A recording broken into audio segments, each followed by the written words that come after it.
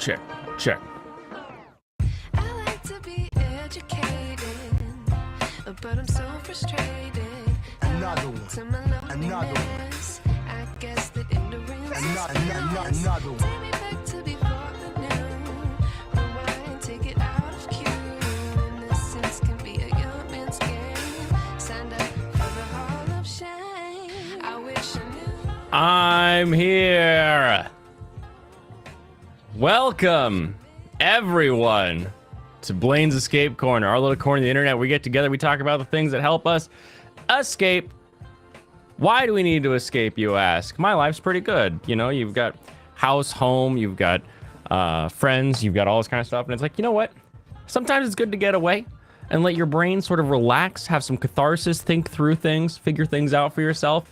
And a great way to do that is through media, books, manga, anime, video games.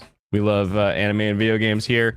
We also enjoy imbibing. So I have got my Suntory whiskey. I'm going to pour myself a glass here of whiskey. That's right. Not sake tonight. We are running hard on the liqueur tonight. Hopefully I don't spill it all over my keyboard like a freaking dunce would. What kind of moron spills on their keyboard? Not I. Surely.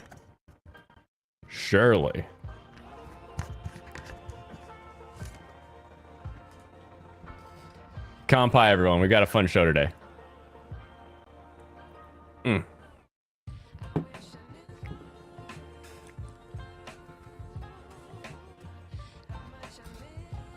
I don't know.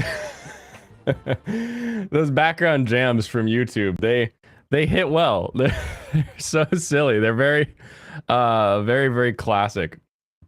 Classic little bits, classic little silly tunes. But I don't know. Sometimes they're just right. Look at what is going on. I got a ginger tower. I got a spam tower. I got a gay tower. What is going on today, chat? Trying to close incognito tabs. I want to pull an Atrioc. I think for people my age, I don't want to pull a Dark Side Phil. Oh, the camera's on.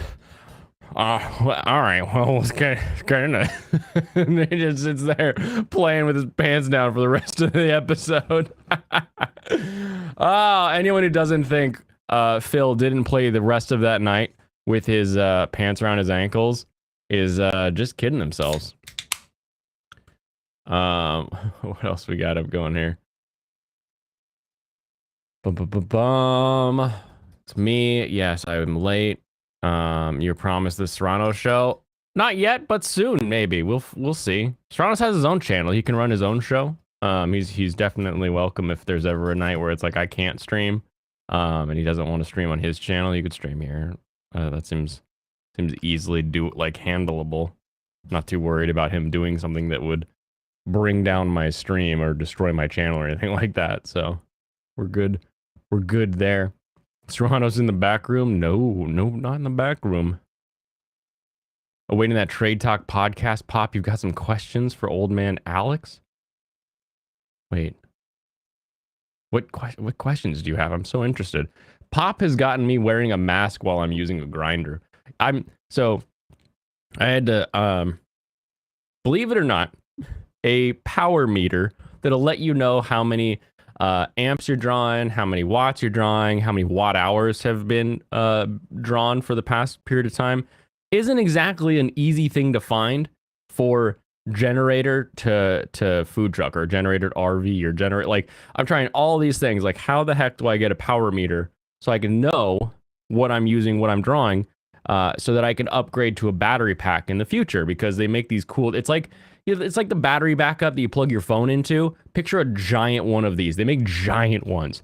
Now, right now, they're tens of thousands of dollars. Like, I think if I went like the minimum that I needed, I think I would be spending like 14 grand on a battery pack to keep my trailer running for a full shift. But in the future, as with most things, they should get cheaper. So I was making a meter. So I got these two little devices that you wrap them around the wire, they meter it, and they track all of that information. got them all hooked up, and then I had to drill holes in this plastic bucket. And I went to drill a hole, and I was like, wait a minute. And I put on a mask and drilled a hole. My eyewear is always on, so I ain't about to start wearing extra eyewear. What do you think I am, some kind of pansy? No, but I did put a mask on. I was like, I don't want to breathe in plastic shaving, so so I definitely threw that on there. What's Serrano's channel link? Serrano's Tarrant. Or Tarrant. I know if you go to a Fun Time Friday video on my channel, here, let's do that instead. If I go to a Fun Time Friday channel, it should have a link to his.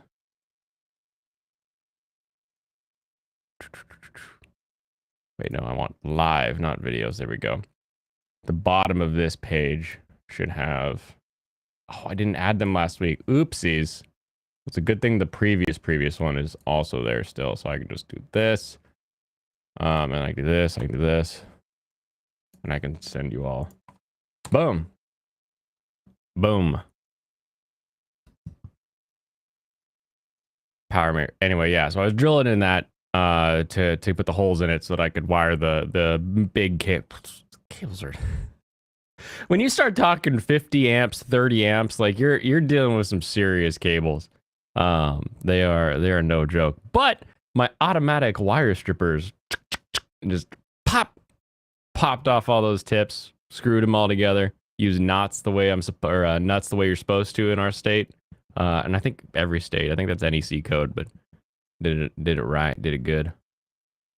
No streaming from the trailer. I mean, I can stream from the trailer, but next week I have my LNI inspection. So the inspection is finally scheduled. And once I get that inspection and then I get my actual LNI placard, then I can schedule the DLH inspection, which is about a 7-week or a 7-day delay. So 1 week I can get the LNI, then I can apply for the next one. So week and a half after that, I get the Department of Health, and then I can do the fire inspection. And then I can do the city inspection. And then I can finally start serving food. So I have 4 inspections, really just 3. The city inspection isn't really an inspection. It's just like, hey, you got to sign up to sell in our state. So I have as of today, by the end of February, if not sooner, I should be ready to start serving food. But the end of February is my current looking at launch date. So March is where we're looking at a potential stream change. Streaming from the trailer potentially. We will find out. When's the EPA inspection? I don't have a deep fryer, so I don't gotta worry about the EPA inspection. They're not worried about me leaking oil everywhere unless you got a deep fryer. You think I'm joking? I'm not. Oh my goodness. Easter candy is here. Gonna hide some jelly beans on the side. Ooh. You a big jelly bean fan? I remember playing like nowadays you got like Bernie bots and gross beans and like all these jelly beans are like weird flavors. But like back when I was a kid, it was don't get the popcorn. Like it was like, ooh, lemon, ooh, marshmallow, ooh, vanilla, buttered popcorn. There was always that stupid buttered popcorn jelly bean in there that just made it the worst. That was the real roulette candy there. That means you don't need to worry about oil thieves. Yeah. No Homer Simpson trying to pump my grease and then groundskeeper Willie coming out. That's my retirement fund. Grease me up, lunch lady. Ooh, that's one of the funniest scenes in all of Simpsons. If you haven't seen the grease me up lunch lady scene, oh, you have to see that. You have to For certains. Oh my goodness. All right. I don't think I've been keeping up with my Annie list. So let's see. Let's see where I'm at. Okay, just watched that. Is there a fourth on this one? I have seen this one. Okay. Give me a second here, everybody. Give me a minute.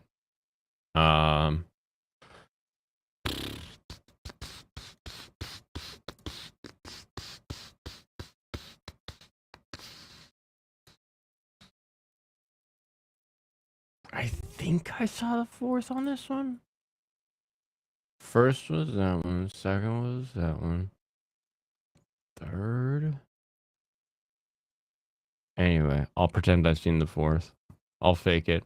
Everybody else fakes it, so I might as well just fake it. I definitely saw the third of this one. And I'm pretty sure I'm caught up on. Yeah, I caught up on this one. Ba-do-ba-do-ba-do. Look at me. Everyone just stare at me for a second while I update these. I'm on 4 here. Easy. Okay. Okay. Okay. Did not update those. Yep. Didn't want. All right. Perfect. All right. We're updated. We're updated. Willie is surprisingly built. That's an even funnier sentence because my cat's name is Willie. So when you said Willie is surprisingly built, I was like, I took a picture of my cat the other day because he looked really fat. I'm confused. I'm so confused. I was like, why is my cat so fat? Click. Oh my goodness. You're talking about groundskeeper Willie, who's built, but if you think about it, the man does everything physical in that school. Of course he's gonna be jacked. Makes sense once you get to it. Jelly beans. Jelly Belly jelly beans are where it's at. That's true. I've been to the Jelly Belly factory. I believe it's outside of San Diego. I was a kid, so I don't remember how I got there, but I remember pretty sure we were in San Diego because we were in San Francisco. Then we took a plane to San Diego. Sacramento? Where the hell is this factory at? We left San Francisco. Jelly Belly Factory. What the heck is this thing? Fairfield? The hell is Fairfield?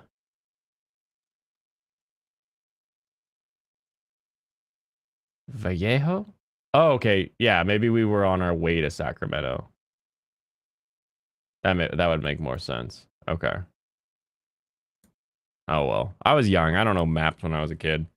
I mean, I didn't know maps of California when I was a kid. When I was a kid, my dad would do this thing. We had 2 maps. We had the Washington State like forestry maps, and then we had the Thomas Guide for Washington State.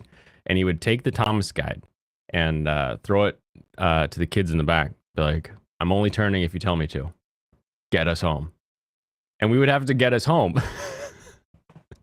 Luckily, the map book had a bookmark where home was, so we didn't have to like find home to like trace back where we were or anything like that. So we knew where home was, and we could trace. You're like, go to page 327. You're like, also growing up in the not great neighborhood, we always had loud vehicles that were hand-me-downs. So I was in the middle row on like an old Chevy, would that be a G10 van?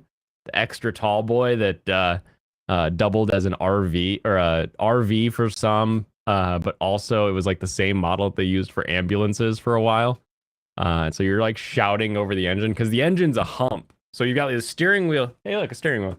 You get the steering wheel here, and then you have the passenger here, and in between the two is this big hump, and that's actually where the engine is. When we did tune-ups and stuff, you'd actually remove this whole cowl to tune up the engine.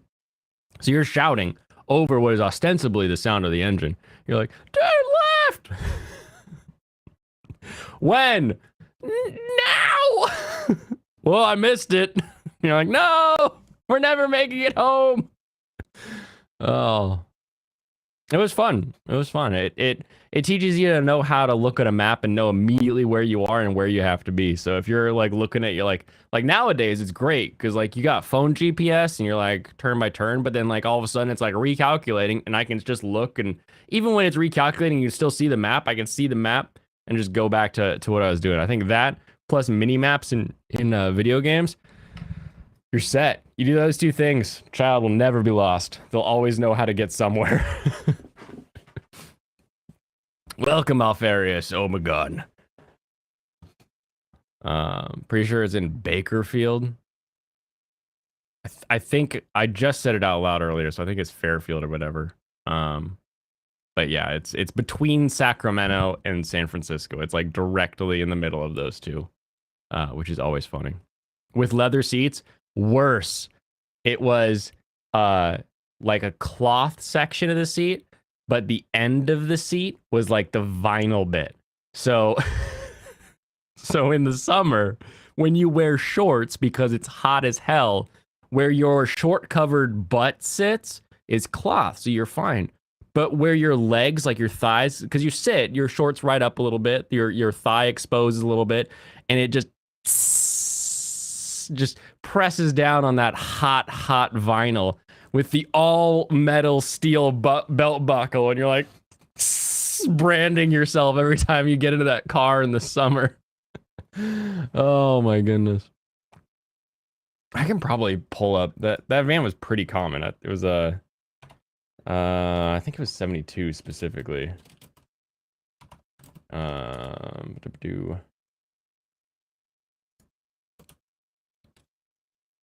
we had the Chevy version.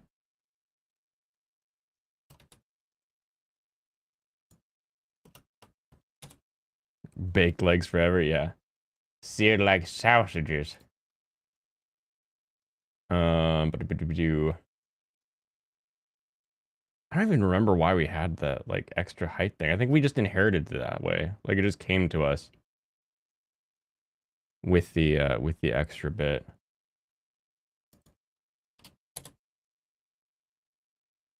Oh, this thing is.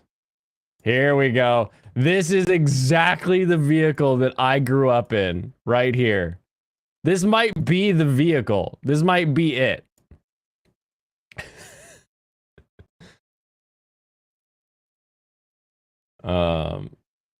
Shrink. All right, there we go. Here you go. This is the vehicle. Let me get this open in a new tab. Share this tab instead. There you go. This is what I grew up in. This top section here is like just space so that you could like stand up in it theoretically, but it's still not tall enough to stand up in. But we would put like a board up here, so when we went camping, like there would just be a board with like a cushion, and that's like what I slept on. But yeah, that was the old Chevy van. God, I hated that thing. I learned how to hold a flashlight real still working on that thing. Anyone who's older than me knows exactly what that means.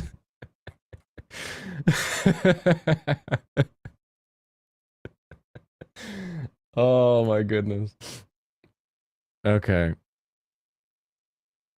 All right, let me open up some of this. So you grew up in a van down by the Rivermobile? Yeah, exactly. Except it was in a driveway. We did rent a house. Because back then, you know, I remember, like, you think about it now, and it's like, I remember not having the cash to, like, pay the bills in that place. And then, like, you think about it, and you're like, our rent was $500. 30 years ago, you could rent a home, 2-bed, 1-bath, for, like, $500. Even that might be my brain like inflating the price. Now it's like, good luck. Good luck getting any kind of price like that. All right, this will work great. Designated flashlight holder. Oh, you know what the coolest thing in the world was? There's two amazing things that occurred in my lifetime. A headband that had a flashlight attached to it. And a tripod light, like this little like work light with like a little tripod. I guess 3 things. and then lights attached to magnets because everything was steel in that car, and it would just like punk, and you just attach it to something. But then of course, he's in like a position where he's working on the car, like I need a light over here. But where he needs the light, he's in the way, so you can't set up the tripod light. Everything around him is somehow aluminum, so nothing will magnetize, and you're like, no! And you've got to hold that light. You better not shine him in the eyes. You better not. You better get it right on the nut, and he's trying to twist right there. Oh my goodness. You blame the Chinese. In the Northwest, it is a lot of Chinese investors, but that's only more recently. Basically, a lot of Chinese money flows into like the Vancouver, Canada area. So much so that if you go to Richmond, and I've been to Richmond with my friends who are Chinese, and it's basically Hong Kong. Like you can't get around Richmond without a translator. It's kind of insane. And then they enacted some rules that stopped incoming cash.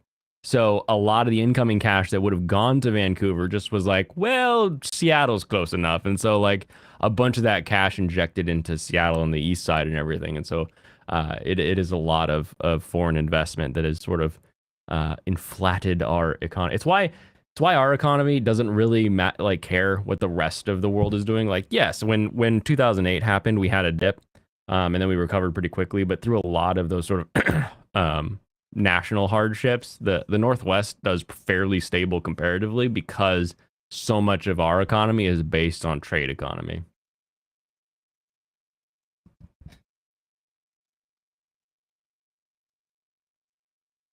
And that's where the airport is too in Richmond. Yeah. I have never flown into Richmond though. But I do know the airport's there because we went to they have a night market, and it's like across the there's like a little river canal thing. It's like across the canal from the airport, which is interesting. All right, that's enough of that. Let's talk about some anime.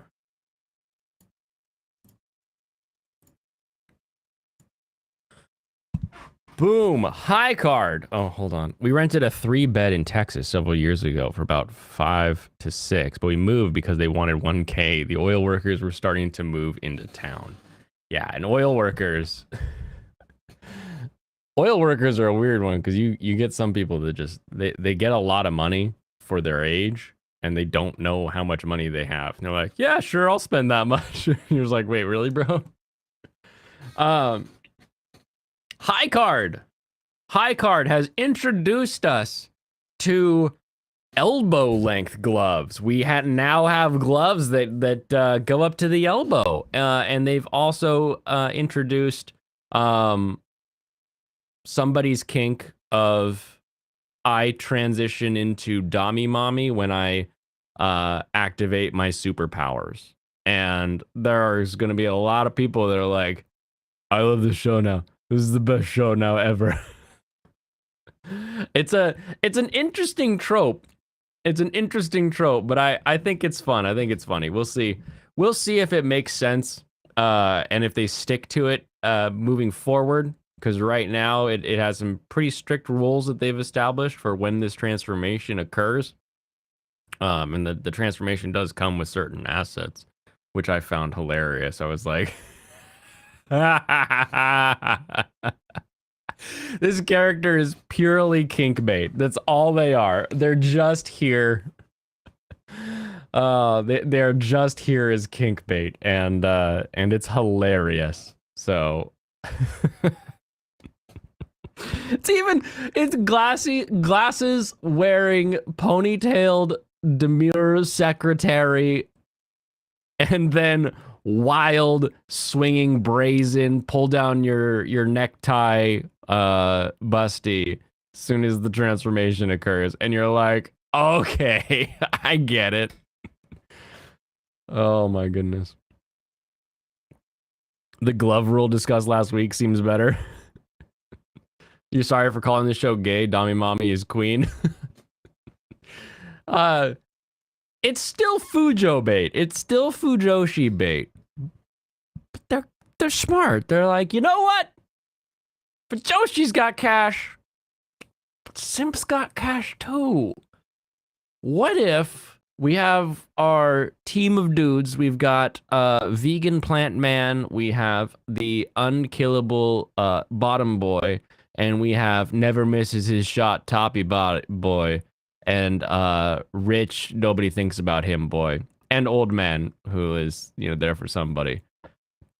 If we add a double, we double. We don't even have to make two characters. We make one character that is both quiet, glasses wearing Pokimane. Does Pokimane wear glasses? Is that a thing?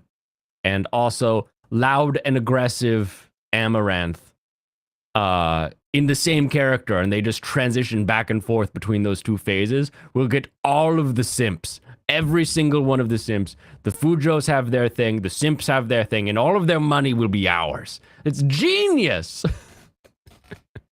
Straight genius.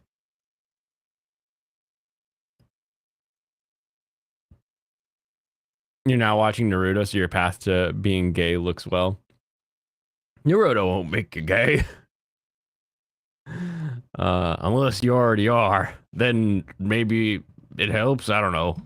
I don't understand that stuff. Flick beans are only half of the economy. They also need the coomers. It's true. Everybody's got a wallet. If they can pry open yours, they'll try. Office MILF and Dami Mommy being the same character seems pretty normal, honestly. I didn't say it was abnormal. It's still genius. It's still smart.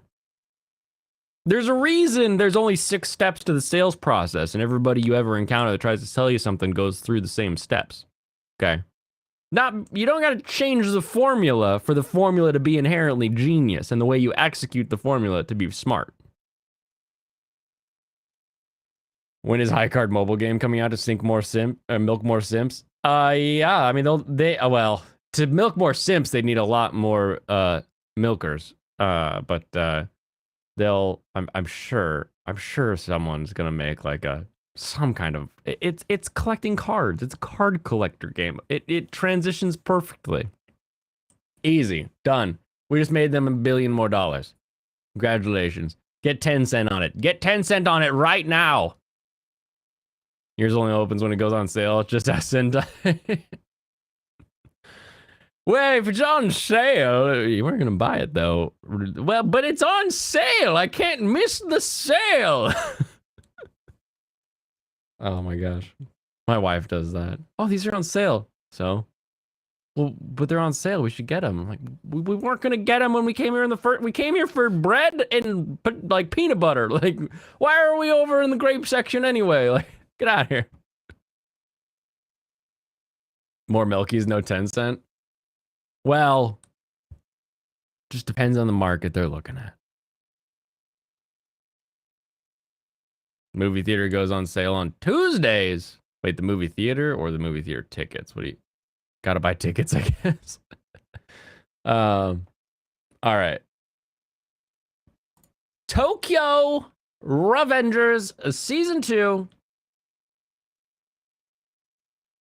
I mean, I'm just updating you that I'm still watching this and I'm still enjoying it. There isn't really like a, whoa, this big news in the episode. No, I mean, he tried to do a thing, felt like he failed. One guy's like, nah, you still got this. And now he has allies that you maybe weren't expecting to be his allies unless you do this crazy thing called look closely at the poster. Like, look for 2 seconds at the title card. Did you see the author retweeted a thing? Like, I don't know. I guess it wasn't as surprising to me, and it was more of like, yeah, no duh. Of course you should work with them. Because of episode 1 in this season, where episode 1, Kisaki's like, and I can say these things because nobody knows whose name is what in this show. But he's like, you were my hero, and he was like all like praising of him. And I'm like, well, of course, he's got to do something. I'm excited for this show to turn into this thing where This is when I think of how a show is going to go. When I think of where a show is going to go, I think of here's the ending that we're likely to get. Like we're likely to get our main boy goes back and forth, back and forth, back and forth, learns a lot of lessons, grows more as a person, makes friends, and is able to keep Mikey alive and then make sure his girlfriend doesn't die in the future, right? Like, that's where my brain is like, yeah, those are the main points. But the other part of my brain, because it'll split on these decisions sometimes, says he's going to go back and forth, fix things and things fail, and fix things and things fail. And then he's going to become the evil big crime boss that he's trying to stop. And we've seen, like, the very beginning of season 2 is like, you were the bad guy. But I think even in that scene, he still had like that emotion of like, no, this is wrong. I shouldn't have done that. I feel like that would be the real twist ending for me. It would be like, he actually becomes the bad that needs to get stopped. So that would be where I think the show could go, to make it more interesting for me at least. But I feel like the ending we're going to get is the not necessarily a happy ending, but like the ending where he at least saves his girlfriend's future. Kisagi? No, Kisaki. Like, key's a key. If you're Italian, you say it like this. A key's a key. What are you doing in my Danny's? Why are you breaking glass in Danny's? Don't break Danny's glass, please. Oh, I'm giggly today. I'm giggly. That's good. That's good. That means I've been working hard. His girlfriend ends up on Twitch ending, and he's on the phone telling her that he's gonna kill her dog.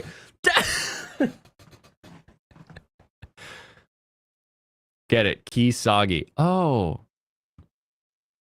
Except it's Key's a key. Key's, because his name's Kisaki. So Key's a key. It's like a stupid equation.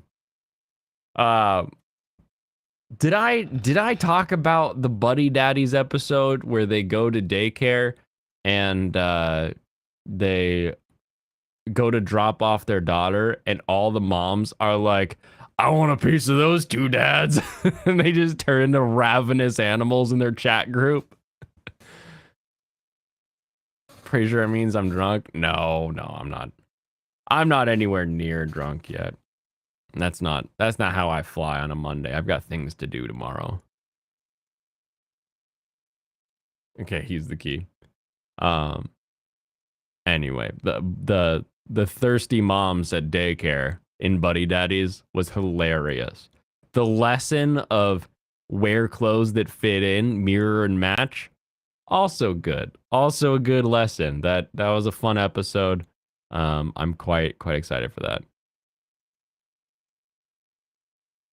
You're mad they didn't charge him a late fee for being late. It's unrealistic.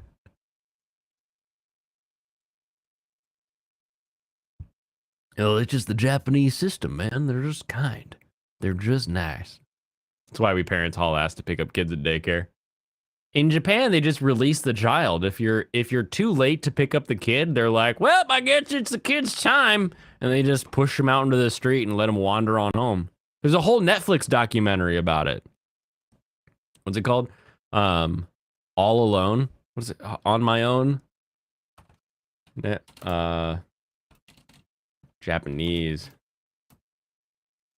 On My Own. On Your Own. Old Enough. That's what it's called. Here we go. This show, it's called Old Enough, and it's all about the kid is like 6 or 13 or what kind of shoe eater are you letting be on their own? What is this? But it's all these little Japanese kids, a 4-year-old, and the parents like give him like some cash and a backpack and say, go do an errand. And the kid goes and does the errand and comes back. Some of them more successful than others, but it's hilarious. It is hilarious. So that's what happens if you're late to to pick up your kid from Japanese daycare. They're just like, well, here you go. Have fun. Find your way home. Here's a Thomas Guide of America. Find your way home. It's a child abuse now. What? It not abuse. Negligence? What would that be? I don't know. I hate. There's another show on Netflix where it's like, what is the best parenting style in America? And it's like couples with kids compete in these various have your kids go to fine dining, have your kids do something that is, jump off a diving board, all these kind of things to see what parenting style kind of encourages the kid and gets them to obey. They're good in public, but they're still having fun, they're still being kids, and it's it's such a stupid show. It's such a stupid concept. And they have all these parents labeled as like the strict parent, the traditional parent, the high achieving parent, the new age parent. Like, it's so funny. Oh, it's so funny. But it's like, yeah, helicopter parent. They are the most annoying part of that show. Like, oh my gosh, let go. Let him have some fun. Let him be a kid. Or the intensive parents that are like the classic Chinese OTB parents where they're just like, get up, go do your math, go do your Rubik's Cube, go do, and they're just like, go with this kid. It's so awful. Oh my goodness. The gay parents. Yes, the gay parents that do routine parenting. What is routine parent? Like what? The kid just does the same thing every day? That's not parenting. That's just having a schedule. Like every parenting style has routines built into it. I don't understand what this routine parenting is. The fuck is new age parent? New age parent is actually not nearly as bad as it sounds. Like off the bat, they describe their parenting style as like, we let the kids lead sort of a thing. Like if they want to have fun, they can experience things, they can do these things. They can, like the kids just have way more freedom than like I ever had in my house. And so you look at it, you're like, that doesn't sound good. But then when it comes down to the various like competitions and stuff, and their kids win every time because the new age kid is like, yeah, dad says it's safe to jump, I'm gonna jump off this diving board, or we're gonna try a bunch of this food, and they try a bunch of weird food, and they find some food they like, some food they don't like, or the stranger danger test comes and the kids don't open the front door and they go find the parents. Like the new age kids kick ass when it comes to like all of the tests that they've been doing, where you're like, yeah, of course that would work.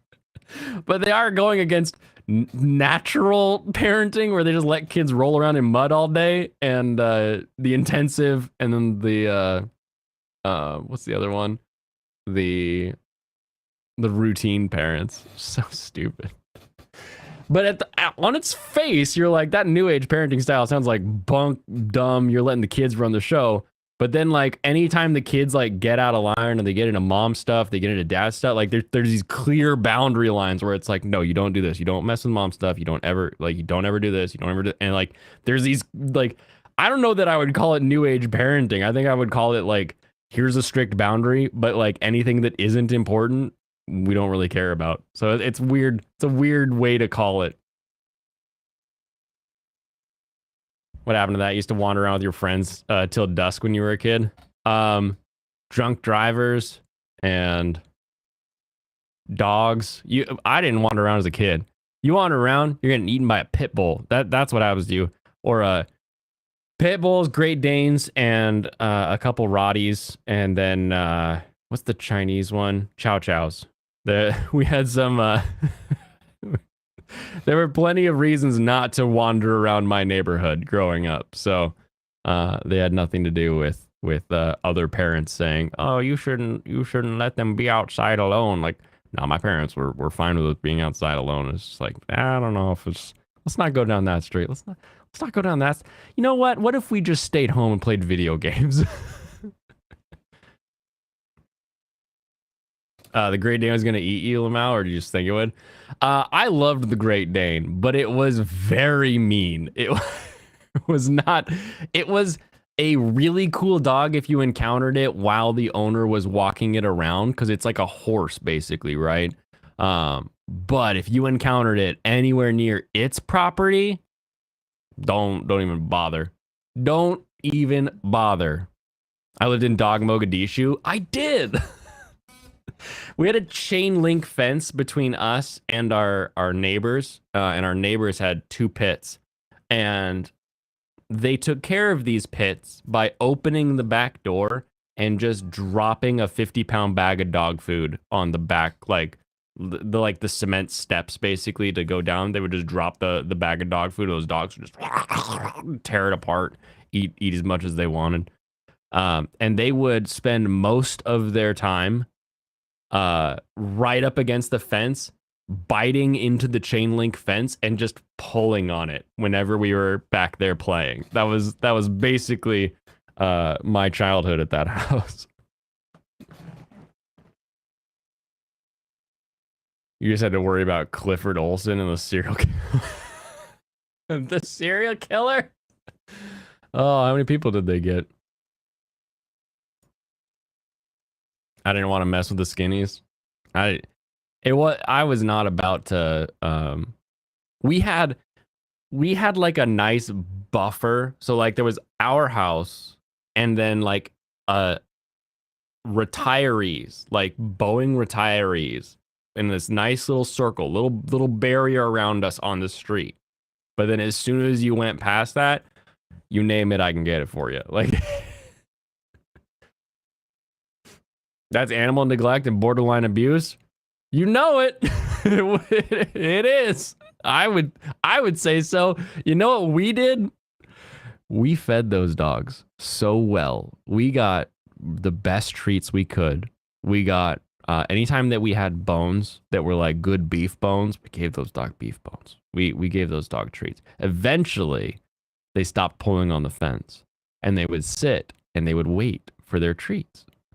And we would give them treats if they sat and weren't pulling on the fence. So yeah, that's the real honey catches more flies than vinegar methodology there. When you got something that seems ravenous and angry, don't be scared. Don't run home. Don't cry about it. Make it yours. Take it from them. And then, if you ever need it, there it is.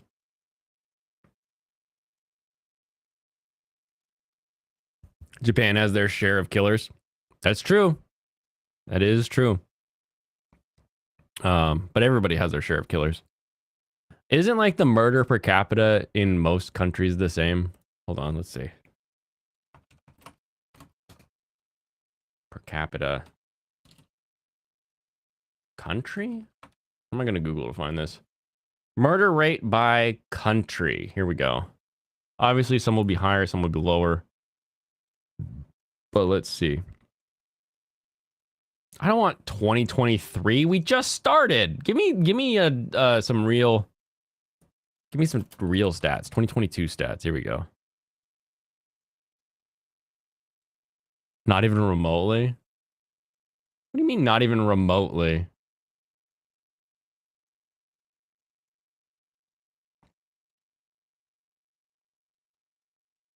Do. Oh, we don't have. Why does everybody have these 2023 things? Except for USA because those evil black rivals are killing thousands daily. Oh, I forgot about that. Have you seen Brazil? But Brazil also has a bajillion people. But do. No, I don't want to do that. I want this. Death rate? No. Actually, that might be an interesting thing to look at.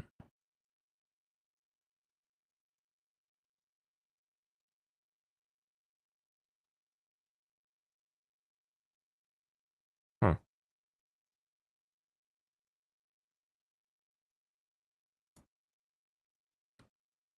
Brazil murder rate.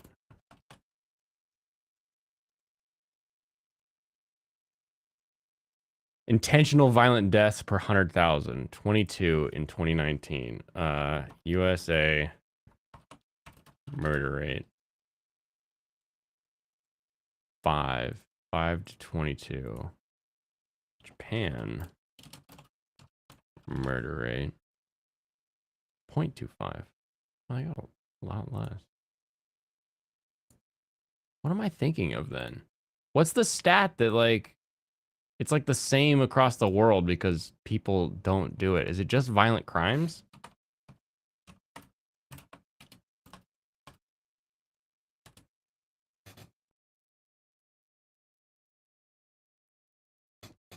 Julie and Julia. Julia's story was fun, but Julie was boring and major waste of time. She hot though.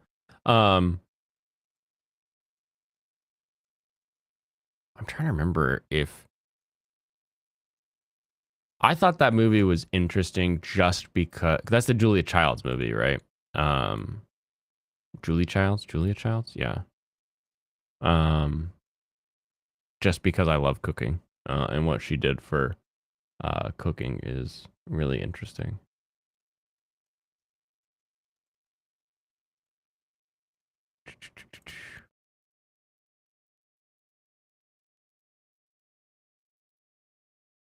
It's about the cook, Julia Child. Yeah.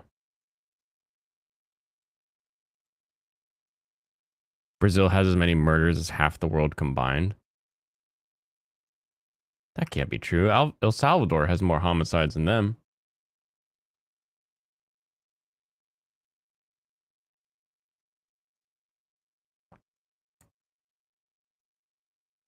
Oh, wait, no, this is violent crime. No, that's his homicide rate. Yeah, that's his homicide. Why does this say violent crime? Okay, here we go. Violent crimes. 48 per 100K. And then at the bottom of the list, do these countries count? Does the UK count? Does anyone believe that only 0.5 per 100K violent crimes in the United Kingdom? I don't know if I believe that number. I don't know if that number doesn't comport with my reality. I choose to deny it. Julia's story was such a waste of time. Movie could have been so much shorter. They cut it back. That is true. El Salvador is tiny. They have higher per capita. That's what I was literally saying, though, is like, I thought if we like control for per capita, that it gets very similar. What is this link? Let me see this link.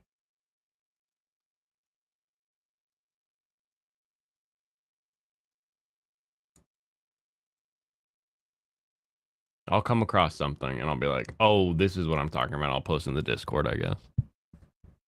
Can't be true. The aforementioned Mogadishu has significantly more murders now that they recorded them. Yeah, what about murders unrecorded? What about unrecorded? The UK has peaceful, non-violent rape and murder. It's a that was a non-violent slaughtering. That's what it was.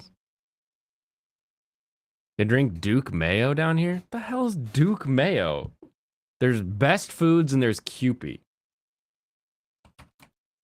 Is Duke Mayo code for some? Oh gosh, it's real mayonnaise. It's got twang. It's mayo. It's basically oil, egg, and vinegar, isn't it? Like, what else are you gonna put in there? The mostly peaceful mass stabbing. You want to see Pol Pot's murder poll? How many did Pol Pot murder? 2 million. Estimates range from 1.5 to 3 million people have died at the hands of Khmer Rouge, with the consensus being approximately 2 million. The Cambodian Holocaust.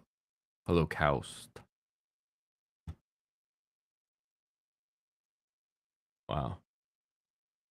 Those are awful. Genocides are monstrous. Anime.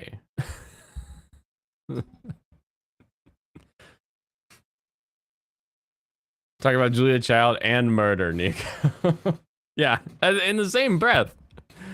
I love the joy of cooking. The best part of the joy of cooking was that it had how to skin a rabbit, but I do like that in Julie and Julia, that they're like, how did you test all those recipes? And she's like, I didn't. Yeah, I know. I've made some choy cooking recipes. Been like, I don't know if we should follow the recipe anymore. Oh my goodness. Endo and Kobayashi live. Did I look at the image you posted in chat? Yeah, I looked at a picture that you showed me about Brazil murder. It says 2015 or latest available year on Blue Shift, but it's just an image. I can make images. I don't trust you, Serranos. I don't believe your image.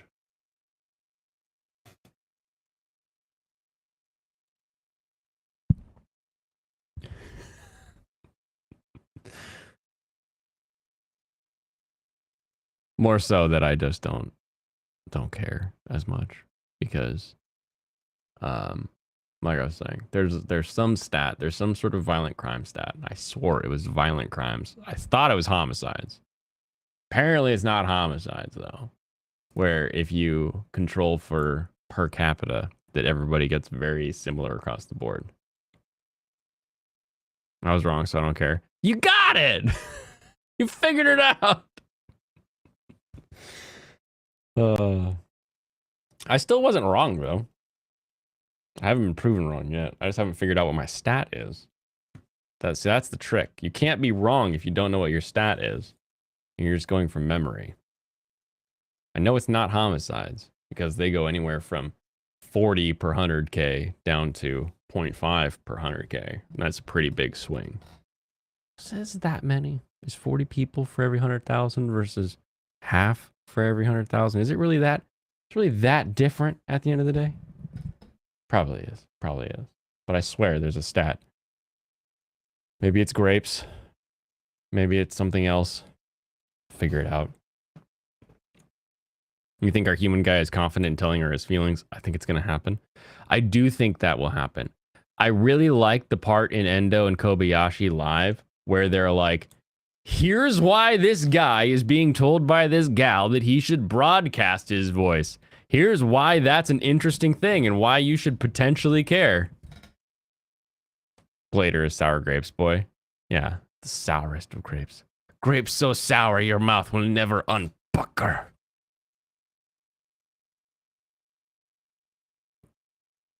Anyway. I like that we get this little backstory of like, oh, he really likes baseball. Like a lot likes baseball. And kind of a weird pinging noise. But it may be just the headset, so I'll pretend it doesn't exist.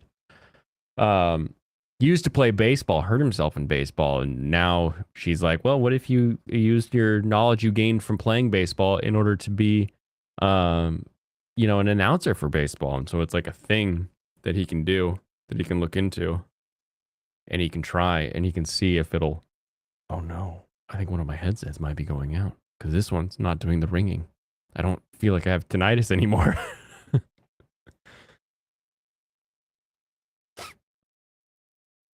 Everyone say hi to Dragon Roots. It's tradition to each individual say hi whenever someone arrives, like in Cheers with Norm. I might have been wrong, but you're gay. It's true. It's true. I live here. You live there.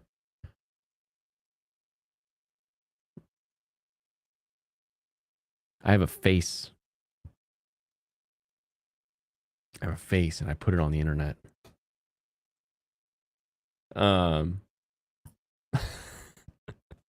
Now I'm upset. I like these headphones. If one of them's already starting to squeal on me, that'll make me very cranky.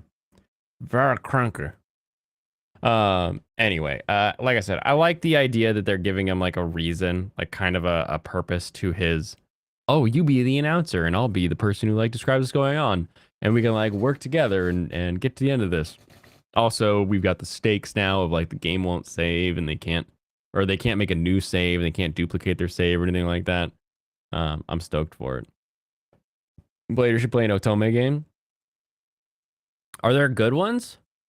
I feel like every time one of these Otome games comes out and everyone's like, "Oh, you got to play it. Oh, you got to try it." I end up playing Hatoful Boyfriend or I don't know. I'm trying to think of, there was this Snow Princess one or Snow something. Wasn't very fun either. Yumutsu Reafter? Here's what I need. If it's going to be an Otome game, I need real decision-making things. I need things that aren't like full swaths of like you just reading the text. Like it can't be a visual novel. It has to have some sort of gaming component. I get so tired of so many of them that they're like, "Oh, you should try this one. It's really good. It's just a visual novel." And I'm like, "Ugh, I don't want to play a visual novel. Need to play the JoJo Otome game." All right. Farming life in another world. Still farming, still has a life. He's made rice now, which is cool. Drop the requirements and just be a player. Are you telling me that all Otome games are literally just visual novels? Because if they're just visual novels, we can just watch Otome game anime. We don't have to click to proceed. If you can find me the Otome game from Trapped in a Dating Sim, I'm in. Most of your games are dress-up games. Oh no. Dragon was just building an Ark. Playing Ark? Nice. Stop spoiling farming life, Blader. What do you think this part of the show is? This is the spoiler section where I talk about the show. It's a good section. I like the dog perspective that we got. It was very fun and exciting. At the end of the day, though, it is literally just more of the same. Just more of the same. And then Reborn to Master the Blade. Have I updated on this one? More elves, so he's gonna make a lot of babies. The Gundam isn't up, so eat shit. There you go. He's in the wrong spot. Now he's in front of my face. I've got my my racing wheel is over here, right next to me, and the pedals. Pedals are all the way over here,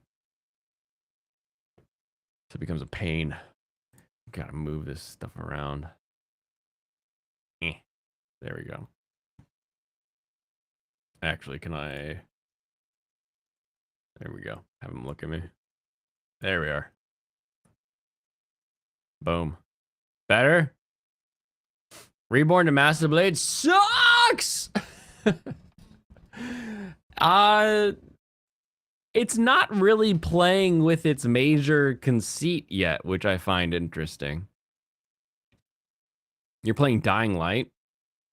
I think I like that game. Pretty sure I played Dying Light. You like Reborn to Master Blade, but episode 4 was weak, and I think it's going downhill fast.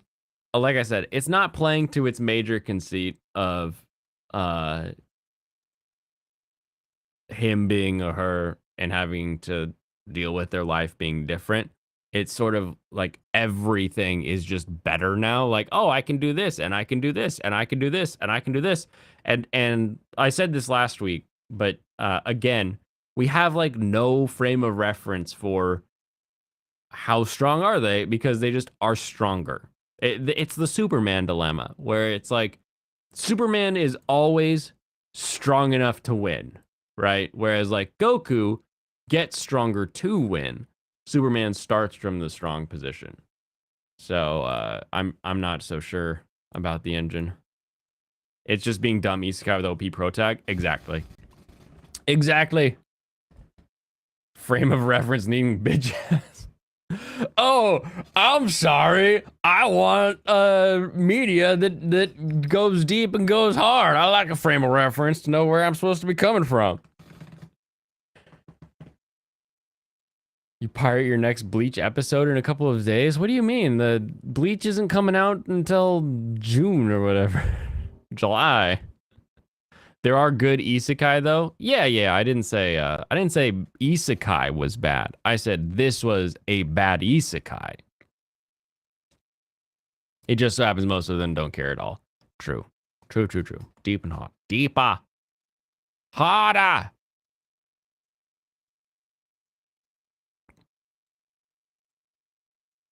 You're behind. I'm behind. Peter's a dub peasant. I see. There are better battle junkie shows out there. Battle junkie show. I never would have thought about that as a battle junkie show. Guess it kind of makes sense. It's like a subgenre. Yeah. Okay. Opinion on salami and dried fruit sandwiches. I love salami sandwiches. Dried fruit? I'll eat raisins and I'll eat figs and dates. Like I'll eat dried fruit, mangoes, but like in a sandwich with salami? No. No. Salami should be bread, mustard mayo, salami, and some sort of like hard aged cheese. So like you can do an aged cheddar if that's all you got around you, but preferably like an old Amsterdam Gouda or a Gouda, a hard Gouda, a Beemster Koss, a Beemster XO would be a good cheese, but some sort of like hard, really salty cheese to pair with the salami in like a mustard sandwich with like a light, just a real thin layer of mayo on it. That's the go-to. Like mango and pineapple? No. Not my thing. Sausage and cheeses, all you need is dried mango. Here's the problem. I don't like pairing the sweet and the salty. That is not great. That is not good. Mike would probably like pimento loaf. Gross. Gross. No. I take my salty, my salami, and then I add vinegary. Right? We get a little more salty in there. And you add that cheese. That cheese got a little more salt, but it's got a little fat to kind of cut through too. So you're not dying on salt there, but we do that. It's amazing. I also am not a big fan of like fruit in your salad. Like anybody who does like cranberry walnut blue cheese salad. What are those cranberries and walnuts? Get them out of my salad. Get them out of here. Get a raspberry vinaigrette. I had a raspberry your ass. Get out of here. Stupid. No. Fruit salad is for fruit salad. Try to put fruit in my salad. Get out of here.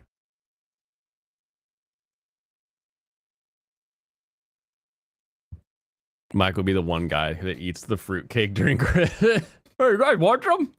Pretty good. Dude, that was a doorstop. What?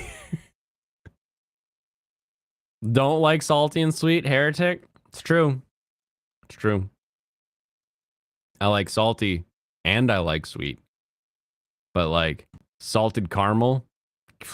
Why? Why are we doing this? Why not just have caramel? Why do we have to put salt on your caramel?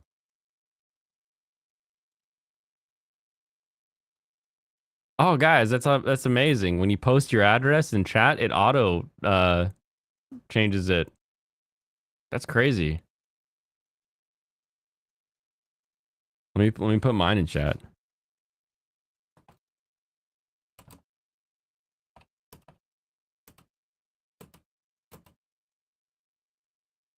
My zip code.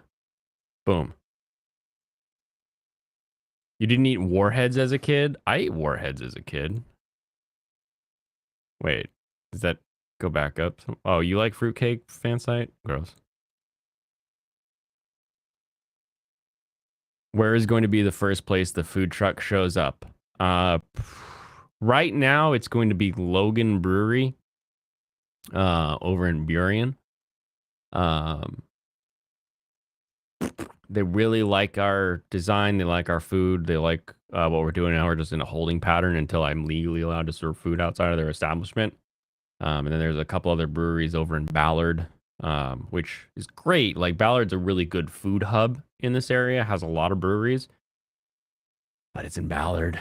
So it really does increase your travel cost and your travel time, and just a little bit more of a pain in the ass to get into that area. You told us that last year. I don't remember everything you like eating, Fansite. Sorry. Welcome, Dennis. How are we doing today?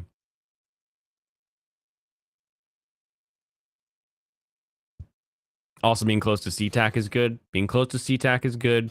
The way I see it, Burien has rules where you need more insurance to have a food truck there. Most food trucks don't have the insurance to go vend in Burien, or have not applied for the Burien vending permit.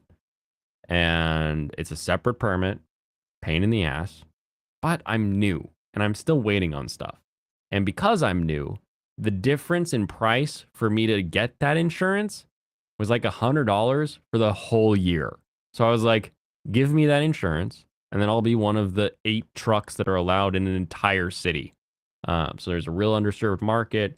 Logan Brewery, like their logo is the Triforce. They're very video gamey. So I think we'll fit right in with their demographic as well. It'll be a good pairing.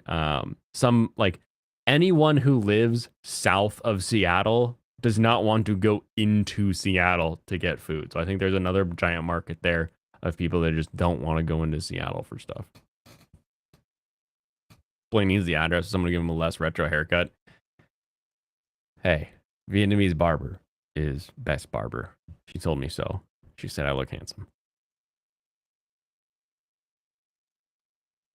Food truck looks amazing. We live on the opposite side of the country. Storefront and shipping when?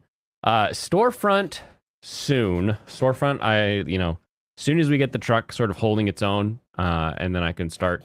The annoying part is like the way that SBA loans work. I have the collateral to do a storefront, but you can't get that without a certain number of like W-2s or having a business for a period of time, right? So once we hit that period of time, which is usually a 2-year, then you can do that, unless it just really takes off and it's like, all right, I get some outside angel investor that wants to help out a little bit, and we get that rolling. But then like shipping, we'll be shipping our sauces as soon as we finish the licensing. So my okonomiyaki sauce, yakisoba sauce, I do my own gyoza sauce, and then tare sauce. Those will be available for shipping. And the rest of it, the most annoying thing with what I make is making it. The ingredients themselves can be found mostly everywhere, except for the sauces. You have to make those.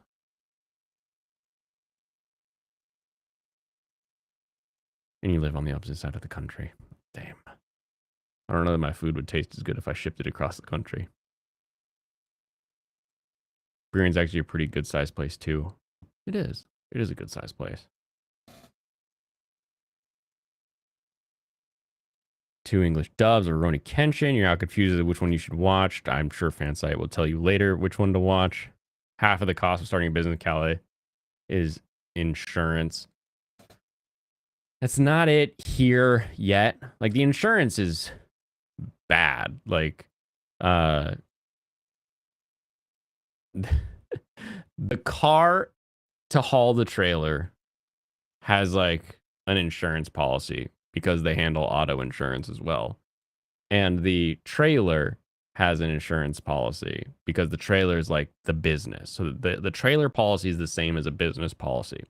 And for the same amount of coverage, so like the same payouts for accidents, the same payouts for uninsured, all that kind of stuff, the business insurance is 6 times greater than the vehicle insurance. For comparison, for wherever you live, whatever your comparison would be. Seattle proper should definitely be avoided. I think so. I like Georgetown. Georgetown breweries are pretty fun, and it's far enough south that sometimes you can get people that are like leaving Seattle and like want to stop by at a place for lunch or something.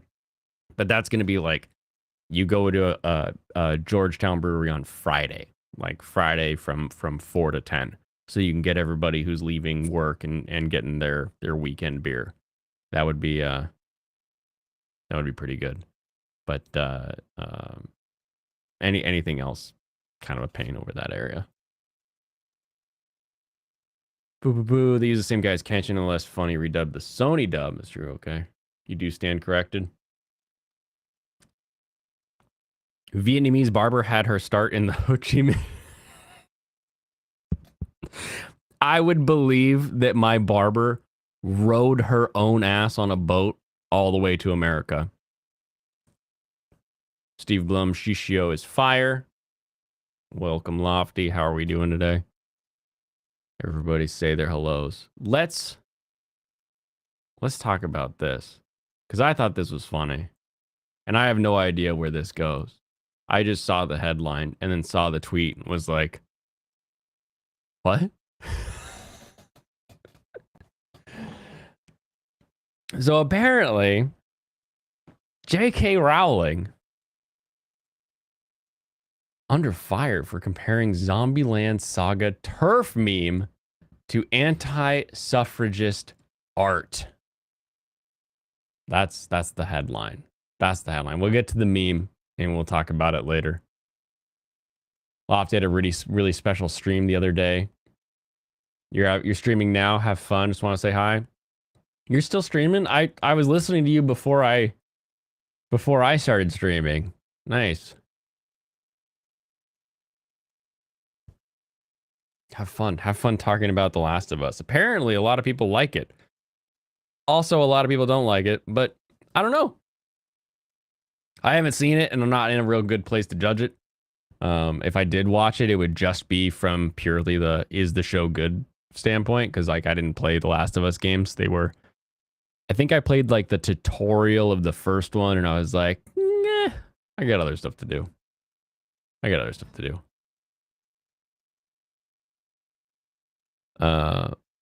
You have no idea what is anti-suffragist art. You'll see. It is it is literally political comics from like the 50s or 40s, whenever the suffragist movement was. That's why he was late. No, I was late because I was peeing. I got here. It was 6:59, and I was like, if I don't pee now, I'm gonna pee in like 20 minutes. So I just hit the music and I went and I peed. I was not listening to Lofty while I peed. I don't need that kind of assistance in my life. You haven't watched Last of Us or played them? Hulu has the Media Blasters dub. There you go. Suffragette was 1920s blank. Oh, thank you, Pop. You were there. Same with Alex. You were both there, I'm sure. What Pop said? Yeah. Oh, that's right. It was women in the 20s and then black people in the 50s and 60s. That's what it was. I forgot. I was getting them all mixed up.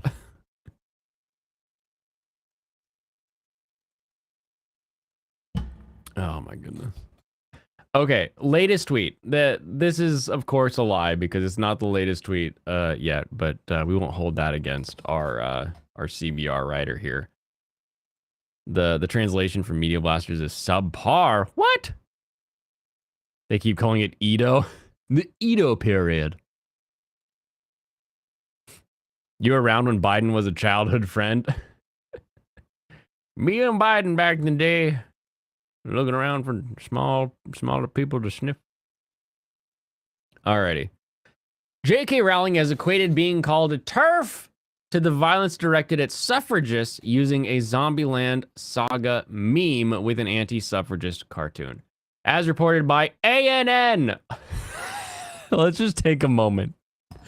Let's take a moment here and realize that this is an article about an article. Oh, what should I write about? Oh, here's an article. What if I write about this other article? And now I'm reading the article to make online video content about an article about an article. Oh my goodness. Did you meet Corn Pop? Alex Moore is Corn Pop. Oh no. At least one of you remember that. It's been 103 years. Look where we are now. You watch some dub comparisons. Some of the lines are largely the same with some variations, but it's more accurate. Oh, interesting. All right, again, as reported by ANN, Rowling's saga of controversy continues in the Harry Potter series author's most recent tweet, where she posted an anti-suffragist cartoon from the early 1900s, picturing a woman tied up with a 56-pound weight locked to her ankle, and a Zombieland Saga meme of Lily, trans girl, pointing a gun in one hand and holding the peace sign with the other, with the words "Shut the F up, TERF" in her tweet. Rowling wrote, "Same shit, different century," thereby implying the threat suffragists faced from anti-feminists had the same impact and weight as those accused of being a TERF, trans exclusionary radical feminist. Rowling troons. Oh my goodness. Lily,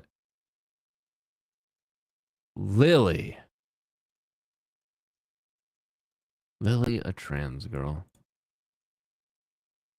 I forget. Was Lily actually trans, or was Lily just like raised as a girl and then found out like, oh wait, I am a boy and here I've got a beard hair and now I die. Like they literally died because they found a beard hair, because their entire persona was built around them being girly and being a girl. Lily got groomed. That's what I remember. I literally remember her being told like, no, Lily, you're a little girl. Here you go. And they just treated her like a girl the entire time. Lily was gaslighted by the journalist. Adept. I don't know about Lily, but courtesan girl, courtesan zombie hits a little different. That show is great though. Like if you haven't watched that show has an okay dub. The dub cast is really trying, but dang if that subcast isn't just like balls to the wall. Hi, Ohio! It's so good. It's so good. You would exclude Kefals and Mags Visaggio. Who's this one? Mags Visaggio. I don't even know who this is. Why are you making me Google people? Magdalene Visaggio, American writer.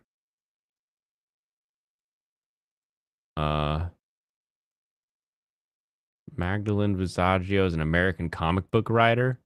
It's known for her work on Kim and Kim and Vagrant Queen. Who's Kim and Kim and Vagrant Queen? Her comments have been nominated for 2 Eisner Awards and 3 GLAAD Media Awards. Who named something GLAAD with 2 A's? That's weird. Her comic series Vagrant Queen was adapted into a television series which ran for a single season on Sci-Fi. What? Oh, she writes for Rick and Morty? Huh. Okay. That is it's a wide face. Very wide-faced person. You haven't seen the show, but I'm gonna guess you would tap probably. They're zombies. You only get one shot before it falls apart. Marvel writer wrote some heinous stories. Mega woke. Got it. There was a trapper trans character you don't remember. You only watched for the music. Lily, this one, the goofy little girl that has like the heart that's like on the outside. Turns out was a boy whose family raised them as a girl, and then they get her into like showbiz as a her, and her entire life is just her, she. You're a girl, you're a girl, you're a girl. Here's girly things. Girly things are what make you happy because people like you when you act girly. People don't like you when you act manly.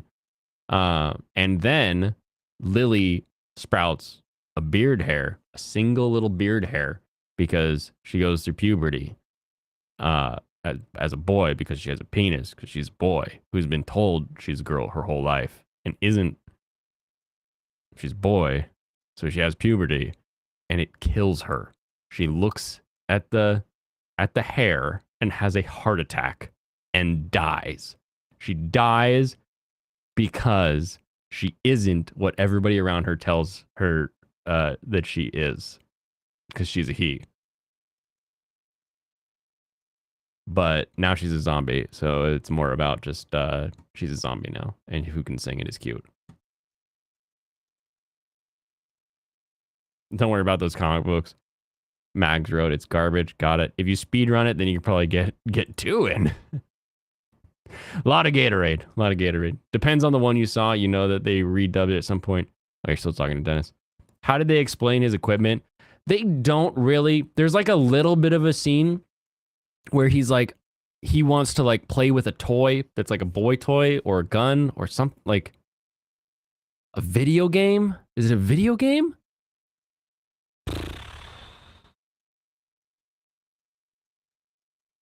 I don't remember what it is, but there's like a scene where he's like, "Oh, I want to play with this," and the dad or the producer or something is like, "You don't do that. You do girly things," and it's like, okay. This is, I don't know if this is exactly the mascot you want them to be. But of course, because they were almost literally groomed into being a trap at the end of the day, because they didn't have any like actual physical changes, and the idea of being male ended up killing them because everyone had forced them to think and believe that they were a woman the entire time. They have to be some sort of trans ally in media, so it's a weird one.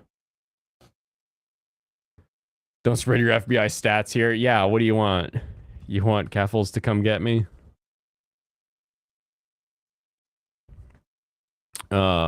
Anyway, same shit, different century. So here is anti-suffragist art for anyone. I think it was Nico was asking, what is anti-suffragist art? It is art that depicts, shut up, woman, what I would do with suffragists. She's chained up. Can I click this into Twitter? Okay, I can. Sweet. She's chained up. She's got a 56-pound weight. And she's not talking. Because a lot of people don't realize this, but when women wanted the vote, there was this extra little bit of like, well, if you're going to vote, then voting is going to come with responsibility, because now you're going to be responsible for this. And so when women were seeking the vote, there was this counter women that said, no, don't give us the vote. You know the meme? Like, I think Yellow Flash used to use this meme where it's like the girl putting on makeup and she's like, now I gotta go to college. Why couldn't I be a housewife? Like, whatever. That's a real thing. There were women who were like, if we do this, if we go for the vote, we're gonna have all this extra responsibility. It's gonna ruin our lives. We're not gonna be able to do this. It's gonna make lives harder for us if you do this. And so of course suffragettes were like, no, we need the vote anyway, because we need to have our voices heard. We need to be represented, all that kind of thing. Meanwhile, anti-suffragettes had stuff like this. And then this is the shut the fuck up turf. Who made this? Is a meme? Did somebody make this meme, or did J.K. Rowling make this meme? Because this is the worst meme I've seen in a long time, if this is an actual meme. This is I say lefties can't meme, righties can't meme, only memers can meme. Here's the trueness of that. This is the worst. Who puts fucking rainbow color where it blends in with stuff and you can't read it, and then angel fire? Like, what is this? This ain't. Ugh, get out of here with your GeoCities paint here. Anyway, so these are the two memes. This is the tweet. You see, it is a real tweet. I've got some notifications and DMs that I'll have to look at.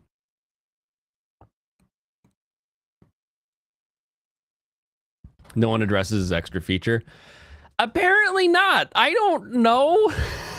It's never addressed. It's just like we raised him to be a woman, but being a woman-raised boy, they died of a heart attack. It's just that's literally how it is. You still don't get how the two is the same thing. The idea is that a group of women who want a thing are fighting against a group of women who don't want a thing. And so then the argument is that with the TERF meme, it's a group of women who don't want trans women to be included in women. So it's they're trying to like equate that it's like women fighting women again, right? And in this, it would be like suffragists are the right one because they led to women getting the vote, and then J.K. Rowling is saying that TERFs are the right one because women spaces should be protected, right? That's the equating here. The same shit, different century. I think. Yeah, you gotta realize I'm translating lefty meme. I'm translating 100-year-old meme. I'm translating old people memeing on Twitter from another country meme. There are layers that I am trying to weed through to figure that out. Whew. I haven't had enough beans on my toast to figure that out. Ba-da-ba-doo.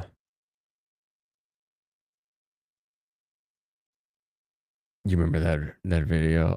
Next thing you know, they'll still want to take jobs away from men. No! The independent meme, yeah, MS Paint job, exactly. Redub something. But can we recognize that traps are okay when you say they're okay? Can that be the standard? I'd like that. I have never understood what the problem with traps is. Like, that's like the point. The point with so many of the anime characters is tee hee ha ha, I have a penis, and you won't know until you see me in the bath later. And you're like, what are you doing here? I have a weenie. And you're like, what? And it's just this crazy scene. Like, you got tricked, you got trapped. Like, that's literally the thing that anime does with it. I've never understood why that's a problem, because somebody does the same thing in real life and gets punched. Like, maybe things that happen in shows shouldn't be emulated in real life. Maybe you should be honest with your genitalia when you're wanting to make love to somebody. That seems smart to me. If I was still in the game. There's only a problem when I say there is. That's the standard now. Got it. That's just disturbing. Yes, it is. It's got nothing to do with the visuals. It's about the MSG. And anime was just a sacrifice. Tee hee ha ha, now you gay. The only reason traps exist? Exactly.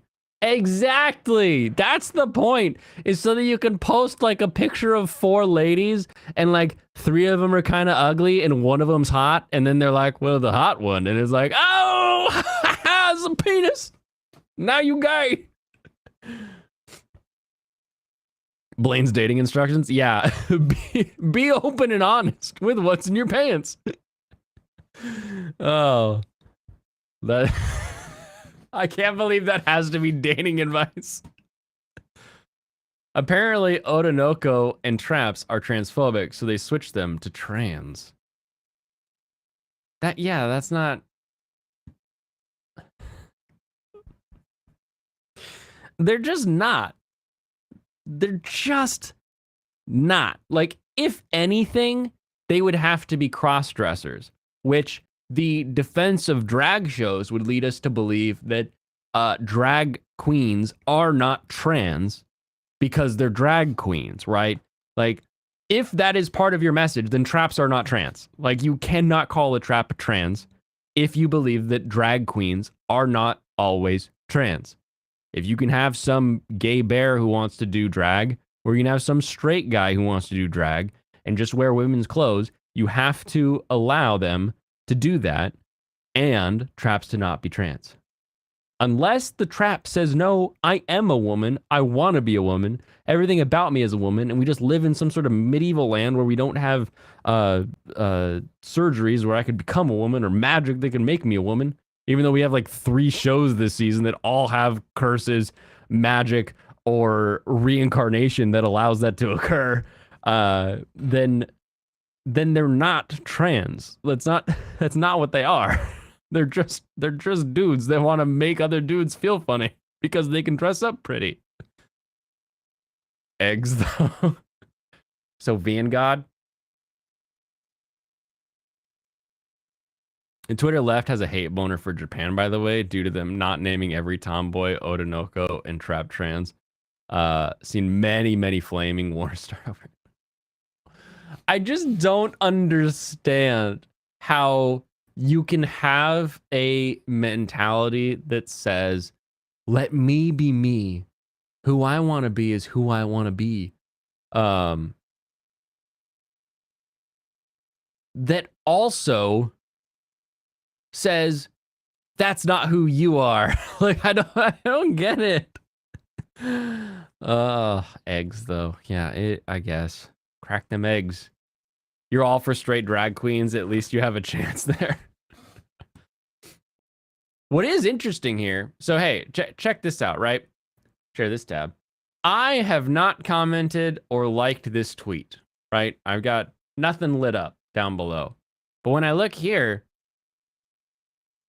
oh, these are just filled in. Never mind. I thought maybe this was like they had liked it. I was surprised. I was like, look, they liked the tweet. Those flaming wars are so funny, though. You remember the last one? You saw spoiled Rosado and Effie and the Cage. Twitter people still don't like these handful of gender bender shows. They will never be happy. Why don't they write their own? Oh, that's right. Last time they wrote their own with the most diverse writing room ever. It ended up to be awful.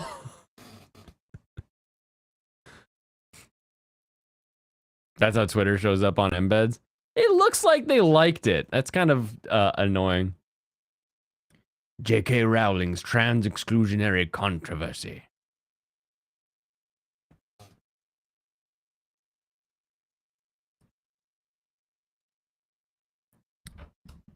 STD, for example. Back in 2019, Rowling had tweeted her support for Maya Forstater for writing that trans women could not change their biological sex. In June 2020, Rowling retweeted an op-ed piece with the headline, Opinion! Creating a more equal post-COVID-19 world for people who menstruate, criticizing how the article did not use the word woman and used people. Women are not people! Oh no, dang it, I clicked the thing. Go back.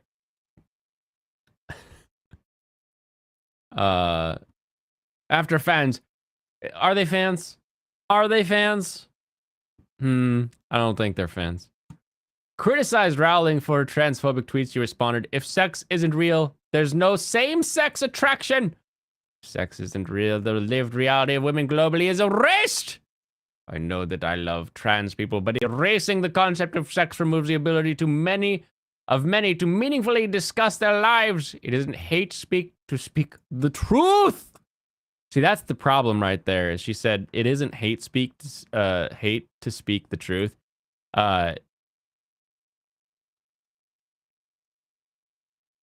It is if the truth is taken as hateful by them. Always is.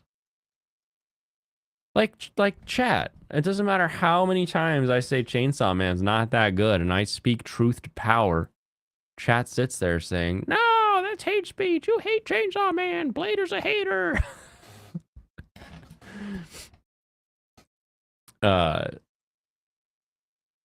Everything's hateful. Exactly. It's not about what you intended. It's how it came across. I get that, but like, come on, really?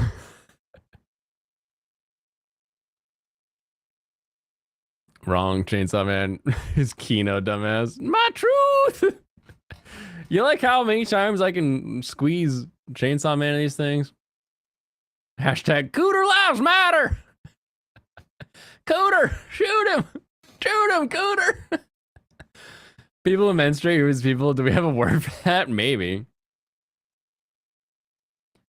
Nah, that was a lie. That's how you know it's truth and not hate.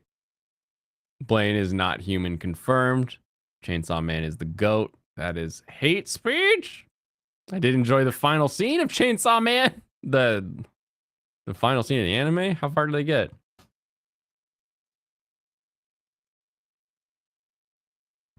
Anyway, this is an interesting, like, this is kind of like a dumb way to phrase it, but the idea that like you should be able to have a conversation about, like, you can't be trans if there isn't like another gender that you're trying to emulate. Like, it doesn't work. So if we don't have a sexual dichotomy, there is no transsexuals. Like, it just doesn't exist.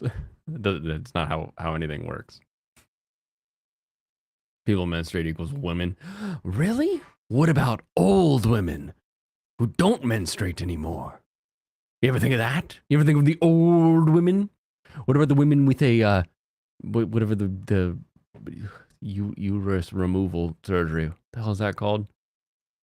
Not appendectomy. What the hell is? Gotta make me Google the word uterus.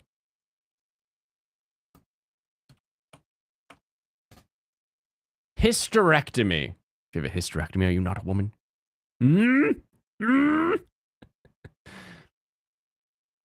Hysterectomy, hysterectomy. I forgot to spell it already. Old woman, checkmate. You're gay now.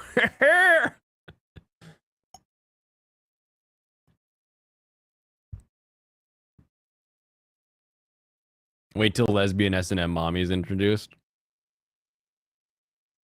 No. No, I won't. I read 100 chapters of a manga and I'm done. I don't want to keep reading.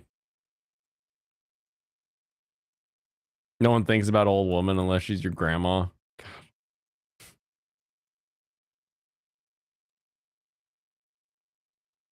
I remember growing up as a child being told, respect your elders, respect your elders, respect your elders. Your elders have lived longer. They have more experience. You should listen to your elders, respect your elders. Blah, blah, blah, blah, blah.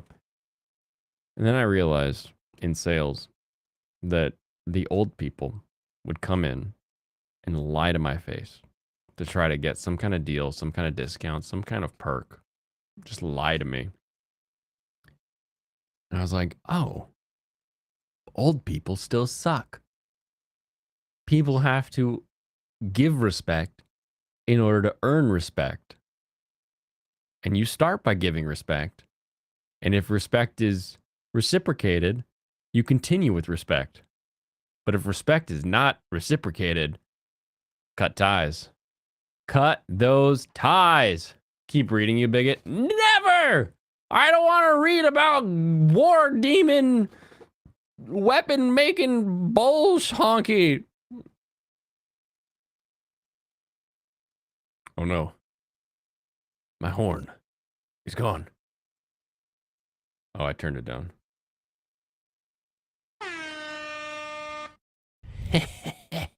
Got it. Being an elder doesn't mean they're not shitheads. You got it, Dennis. The chick in Blackjack decided to be a guy because she had to have most of her girl parts removed to save her life. Oh no. Cut ties, cut their Medicare. Suck people suck, but doesn't mean you should shouldn't respect elders. I think you should start by respecting everyone, because people, whether or not you intend to have an ongoing relationship with that person, and I don't mean that like physical only, I mean like a friendship, a business relationship. They're the checker at the check stand. Having a respectful relationship is a good way to make sure that you both are able to communicate and help each other out as a society. I don't think elders are some special generation that deserves more respect than some other group.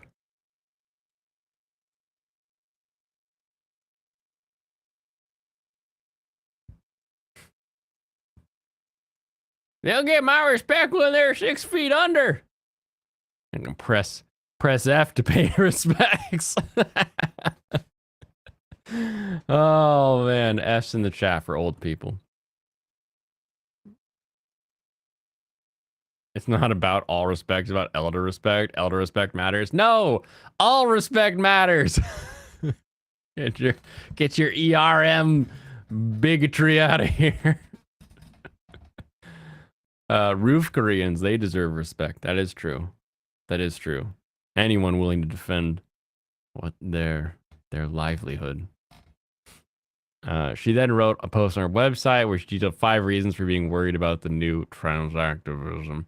One of which she spoke up about her experiences of domestic abuse and sexual assault. She concluded, So I want trans women to be safe. At the same time, I do not want to make natty girls, and women less safe. When you throw open the doors of bathrooms and changing rooms to any man who believes or feels he's a woman, and I've said gender confirmation certificates may now be granted without any need for surgery or hormones, then you open the door to any and all men who wish to come inside. That is the simple truth. Blaine's being a grumpy millennial. Hey, I started off happy. Just bringing up old people. Make me cranky. That's why old people are so mad, because they have to deal with old people all the time.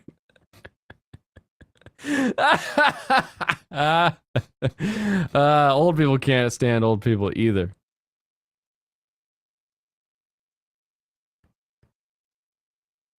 I mean, the obvious one here is the belief or feel. The idea that transness should be just a random choice. You should just be so, like, otherkin are people that we make weird YouTube documentaries about. They should not be like a thing you can put on your driver's license. It should not be a thing like that. Remember, no respect for Blaine when he's old fuck and can't do shit. Unless I earn it, if I give you respect and you give me respect, then we're in a respect circle. But you should not respect me just because I am old. Like, when I'm old, you should respect me because I respect you and your ideas, and you respect me and my ideas, and we can get together on that. You shouldn't respect me just because I'm old. You shouldn't respect me because of anything that is like you shouldn't respect me for my height, my weight, my penis, my like you should respect me for anything that is just like a trait of who I am. That should not be like the place that you respect from. Respect should come from people who give it. And if they give it, they've earned it. It's very simple, Nico. I know in your country, where you're from, Uganda, respect is only given to people who are 50 and above. But here in America, everybody gets respect if they give respect. Everyone you respect in chat. Well, almost everyone. There was that one guy that came in and said some things and then didn't understand how what he said didn't make sense. And then I called that guy an F-star and I've never seen him again. If he pops in and is like, I'm still listening, I'd be like, sweet, dude, you stuck around. But I remember yelling at some dude who was just being obtuse, we'll say. Oh, man.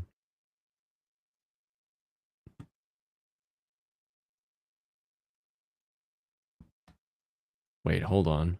Stop talking about them and start talking about how Coach dying and not being on Cheers past season 3 is a crying shame. Yep. But you know what?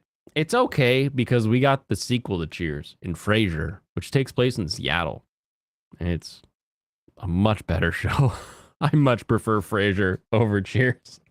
I can watch Frasier nowadays. Like I watched it, I don't know, 10 years ago. I could not do the same with Cheers. I tried. 2 Cheers mentions tonight.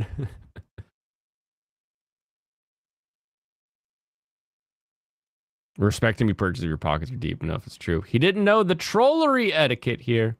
It's true. He got learned.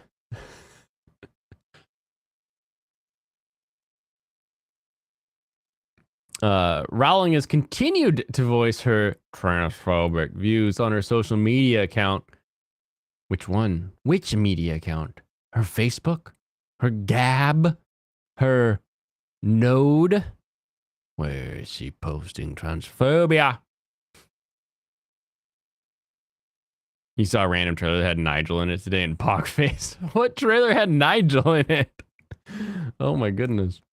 Many celebrities who worked with her previously, including Harry Potter stars Daniel Radcliffe, Emma Watson, Rupert Grint, Tom Felton, and Harry Melling, have spoken up against Rowling, expressing their support for the trans community, with Melling reiterating that transgender women are women and transgender men are men.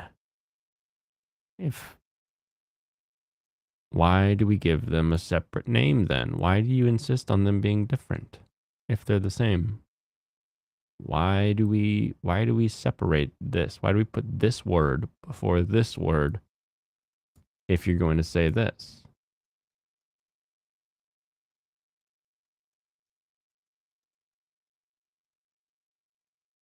The most you remember about Cheers is that it was on before Night Court when you were a kid.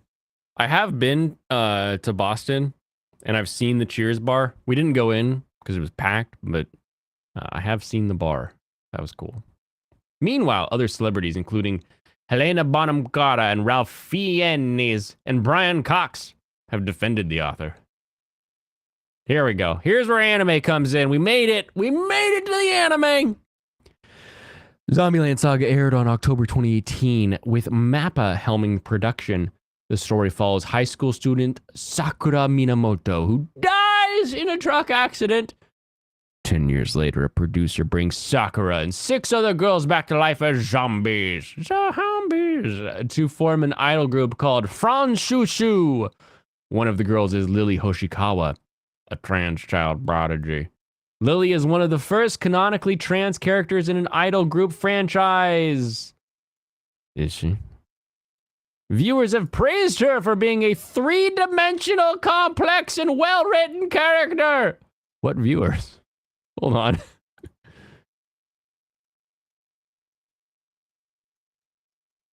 That link, by the way, goes to this, which is Avu-chan, the black trans singer of rocking anime music. Avu-chan and her band Queen Bee are lighting up J-Rock. This doesn't have anything to do with Lily. Why would you put this link here? Dumb. The dumb. That's the end?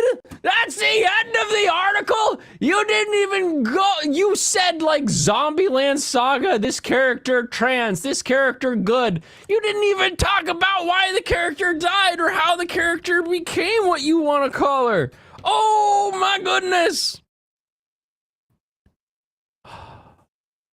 Word search for Lily in the Queen Bee one.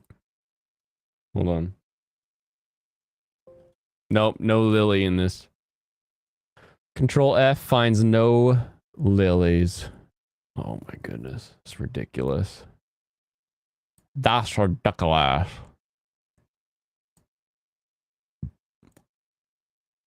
That was a little burp just for you guys. A little burp in the mic. What a waste of time. Brandon! Hello!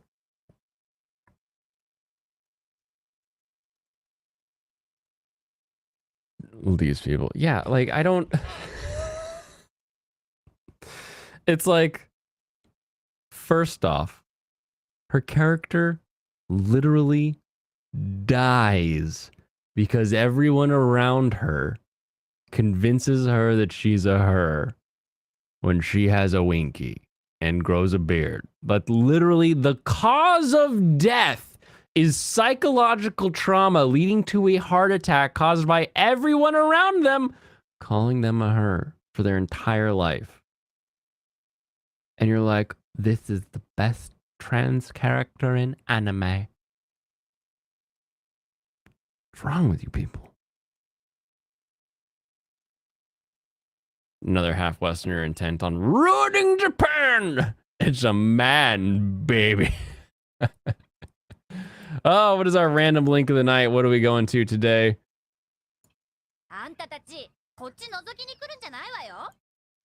Oh, Kenshin forgot he was naked.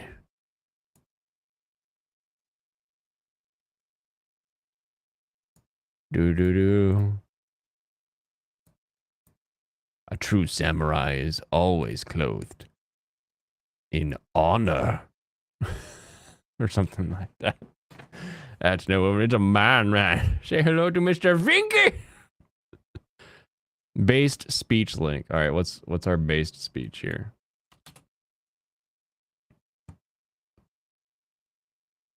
CEO of a private corporation It's been, we've got 7 minutes. 7 minutes and then I'll play that. Just how based is it? Oh my goodness. Advanced Warfare. Yep, Call of Duty. honored. What is this? First CEO Uncle Johnny? of a private corporation to become a member of the United Nations Security Council. Unfortunately, my appearance today has been clouded by a flurry of speculation that my company is developing a weapon of mass destruction which... He's a character to be considered trans by today's standard. Wait, which one? Is it you just gonna send me Ranma? Ranma 1/2? May you stop by for a moment? Sure. I wrapped up that article. I wrapped up my reviews. You can jump on.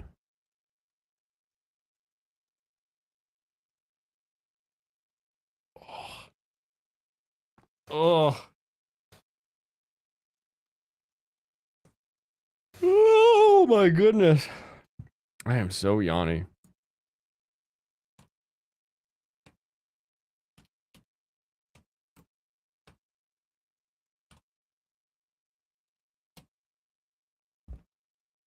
It's a trap. Brandon voice incoming. Run! It's no trap. It's the anime guy. Hello. Oh no. There we go. You got to press the button to unmute the mic. That is true. That is a requirement most of the time. Yes, How has your night been? Well, it's been pretty good. It's let's see. Right now it's about -10 outside. That's cold. And it's been cold as balls, man. 2 days in a row. Up the ice today. I was surprised. I was like, "Where's this cold coming from?" Yeah, well, we've got the polar vortex coming down, and 2 days in a row, no kids in school. There's that, but stay away from subways. Yeah, stay away from. They'll get you. Get from subway. I actually dropped a show. You dropped a show? I dropped a third one. I finally dropped a third one, and it is the. Here I am laughing at the internet calling traps trans, and you're actually serious about anime. Well, the internet's a heaping, steeping pile of shit show right now, so, take that for what it's worth. But, oh, crap. Which one did I drop? It is currently 33 degrees where I'm at. Damn, that's cold for you. For us, yeah. I mean, we will randomly, dip down to 0, just like what? But you just get, an hour of that, and then it goes right back to normal. I completely forgot about the whole being around a subway when it's that cold in Chicago. It's MAGA country, damn it. Yeah, you gotta stay away from MAGA country when it's the polar vortex. Yeah, in the middle of Chirac, yeah. No, I've got it. Aren't they having a new insurgency there too? Yeah, well, I know that they've been having a rash of mass pew pew events in California. that I hate talking about California. It makes me want to cry how bad things have got there. But part of it's there are reasons for that. But on the more serious, it's pretty bad when anime is the more serious subject. Things have gone wrong. So here's the show I dropped. Okay, I finally I dropped The Legend of Heroes: Trials of Cold Steel. That third episode killed me, and I'm like, I was. It's one of those shows again that it's pretty to look at. Mm-hmm. I think it could be going somewhere, but it just left me empty enough to where that third episode was just ass dragging, and I'm like, no, I'm done with it. I'm not going to bother with it. I'm trying to keep up with all the other stuff, and I can't do it. But the ones that I've made it through 4 episodes on, and that I won't drop, of course, Urusei Yatsura. That'll never go away. Yeah, we've still got a bunch left on that too. I actually really like Spy Classroom. It's gotten better. Oh, interesting. Yeah, I like what it. episode are you up to now? Number 4. Okay. So I'm caught up with it. So 1 was like, okay, and 2 was like, I'm jarred. I'm gonna pause this for a minute, and I'll come back when I can binge a few and see if it's worth it. I think 3 and Serrano's 4 did a full went pretty drop good on it. Yeah, I can see that, but I like it well enough. Okay. Tomo-chan, that's hilarious. That's a keeper. That's one of the better ones from this season. Ningen Fusion, I really like where it's going, but then again, I like my isekai trash and my fantasy trash. Those are the two that seem to be playing well in the playbook. Normally, I like my mecha stuff, but for whatever reason, Legend of Heroes just wasn't doing it. Probably because there was very little mecha in it, but that's just me. Farming Life, I made it through 4, and it is basically isekai harem, and it's just continually getting more harem-y. You're like, yes. This is exactly like I'm getting the same sort of catharsis I get when I sit down to like a Farmville or Stardew Valley, or if I pick up like Link to the Past again or something, where it's like it's an old game. I know what it's like. It's top down. I'm just kind of going about my paces. I know it's routine. It's very fun. It's it's not the best anime. It's definitely heavy isekai trash, but it's not. But it's not. It's lewd. A different kind of isekai trash right now. Exactly. Like, you have isekai trash where they're immediately like, "Oh, you have the power of smartphone, and with the power of a smartphone, that makes you invincible and also pheromone ridden, so you'll build a harem quickly." And it's just like, "Oh, that's weird." And then they go off to defeat a demon lord, but I don't. Like, I feel like a demon lord is coming because of like the forest that we're in. They call it a demon forest. The forest of death. Demon king. They're like, oh, this is the big bad in the forest, and they have these like kind of setups. But I also feel like it doesn't go there. It just is literally base building, which I'm excited for because I love the forest. I played that with 3 friends.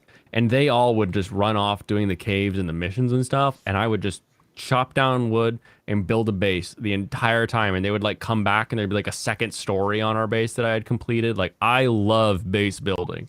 So I'm here for farming. Yeah, I'm enjoying good anime, that. Maybe, but it's really poking that button. I really like it. Yeah, it is. It's definitely for those that like that. And I like that, so I'll keep with it. And Alex, you're completely wrong. Tomo-chan is not trans, and Michael, you're wrong. Tomo-chan is not a boy. She is a tomboy. There is a difference. You said boy. She's boy. No, she's not. She's just a very. It's our new Twitter theory. Give it a week. Twitter's gonna be like, Tomo-chan's got a big old winky. Like, you're gonna see that tweet and you're like, oh my god, they were right. Like, if that's the actual case, then I'm gonna shit a brick because I've enjoyed it. I think it's funny as hell. It's so good. And then Buddy Daddies, that show keeps growing on me. I'm just laughing my ass off at the whole thing. But it's a lot like Spy Family in the fact that they're trying their best to take care of this kid. It's obviously not their kid. Mm-hmm. But at the same time, what else are they going to do? They can't just say, "Hey, you know, we're assassins. We can't take care of the kid." They can't. Although it was kind of funny watching them try to get her into daycare. Yeah. So I love that episode. All the thirsty moms are like, "I'd like him to murder my husband." Like, yeah. so oh yeah. funny. There was a lot of simping going on. A lot of loved it. simping. But Trigun has gotten way the hell better. Holy shit! Oh, has it? It's I think I'm good. still in episode 3. Oh, I just got through 3. Jeez, Knives. I didn't. When I think of Knives, I'm thinking of the original and how he is portrayed. You know, he's still massively evil, but he is over the top evil in this. It's insane. Such a different tone. It is. Yeah. I think I was saying after episode 3, I was like, this is not the Trigun that I knew. And it's so not. different that I'm excited to see what happens. Yes, I'm super happy about it. And I was told a certain preacher makes their presence known in the 4th episode. I have been spoiled that is a much better presence than the trailer would lead you to believe. So I am excited for that. That's good. Excellent. I can't wait to see it. Yeah. Trigun has I was nervous with after that first episode, but I did go back and watch the first 2 with Johnny, and I absolutely love it. And I've seen the other two, or I've seen the third one with the Japanese cast, and yeah, it's holy cow. And yeah, and of course, you know, I've got my PS4 stuff started now. There you go. Yeah, but got a few things going on. Tomorrow, remember, you're coming on, and we're going to start the 80s list, and I've got another 80s aficionado that's going to be joining us, so we're going to... I love that guy. Yeah, I love T-shirt. Pick a good shirt that I'll break out. Oh, yes, I'll wear one of my Weeb shirts. That much will do. So we'll get started on getting the 80s list built. Let's see. Tomorrow morning, I was going to do something. Yeah, I'll probably do something tomorrow at my normal time, 8:05 Mountain. Mm-hmm. And then Wednesday, I'm gonna have the Reverend Sully on to start 80s month, so in the morning. And then Thursday, I'm actually got a fairly new person to the YouTubes. Oh crap! I can see her name, but I can't remember it right on. Hold on a sec. I apologize for not being more prepared. That's okay. She goes by the name of Rhetorical. She goes by the name of Rhetorical Thrill.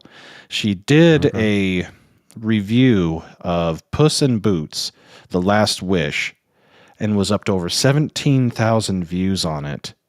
On a channel that just barely had 1,000 subscribers before ScrewTube pulled it. Even though she did absolute perfect editing, did no clips longer than 2 to 3 seconds at a time before she interjected for long lengths. It was catching fire. But I'm going to have her on Thursday morning, and we're going to talk about that movie, and I think it's going to be a perfect opportunity to talk about other family-friendly, Studio Ghibli-ish type of anime. So, okay. And then let's see, probably do something Thursday evening because why not? And then Friday, maybe we'll do something. But we're going to be busy. We're going to be busy putting it all together and talking some great anime and going through the past and trying to finish getting caught up with what I'm behind on. But yeah, that's 3 shows dropped now. So yeah, Trial of Cold Steel, Onemai, I'm Now Your Sister. Although I did retweet a meme about that. Why am I now a girl, and why am I so shitty at gaming now? Yep. And of course, the Ice Guy. I just can't go back to that. Okay. But there's some things about Puss in Boots that I was rather impressed with. Besides the fact it's DreamWorks, they did a good job. Yeah. Then again, they've always done a great job with their animation in their movies. Maybe a little more skimped on the TV, but that's just the nature of the beast. Mm-hmm. They used a ton of Eastern movie making, anime making techniques. Frame drops, or dropping your frame rate from the 24 down to 12, going to a cell shaded style, going to an over exaggeration of some of the movements. Yeah, they took inspiration from the East, and it worked. It played out so well. It's a great movie, and if you get a chance to see it in the theaters, I would say go and do it, because right now, if you really want to watch it, yeah, you're going to pay $35 to YouTube for premium video on demand. They want a fortune for it. Okay. But the 4K of it's actually going to come out the beginning of March, so I do recommend to see it if you'd like anything Shrek related. It's good. It's awesome. Good. That's so good. Yeah. There's the update and everything else, and yeah, we're gonna have fun tomorrow. So we will. Have fun tomorrow. I know, Kitty Bear, you watch it for free. Pacific time. Let's see, 5. Yeah, 5 for you. Yes. Okay. 5 for me. Yep, 5 for you, 6 for me, 7 for the central people, and of course 8 o'clock for the peeps on the other coast. It's the other coast. Yep. Well, that'll be fun. That'll be long, because I'll probably roll right from that into this stream then. So that'll be a fun day tomorrow. Yeah, it will be. Everybody. It'll be a lot of fun, and hopefully my internet won't try to kill itself like it did earlier because of how cold it is. It tried to. Froze up on you.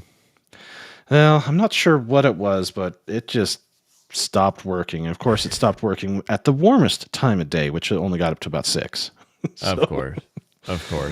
Yeah, that's how it goes, how it rolls, and we'll just deal with it as it comes by. So yeah, it's good to see you as always. I appreciate you letting me on for just a moment to talk, and I did do some Skyrim, or part 2 of my my Isekai Live Skyrim edition, but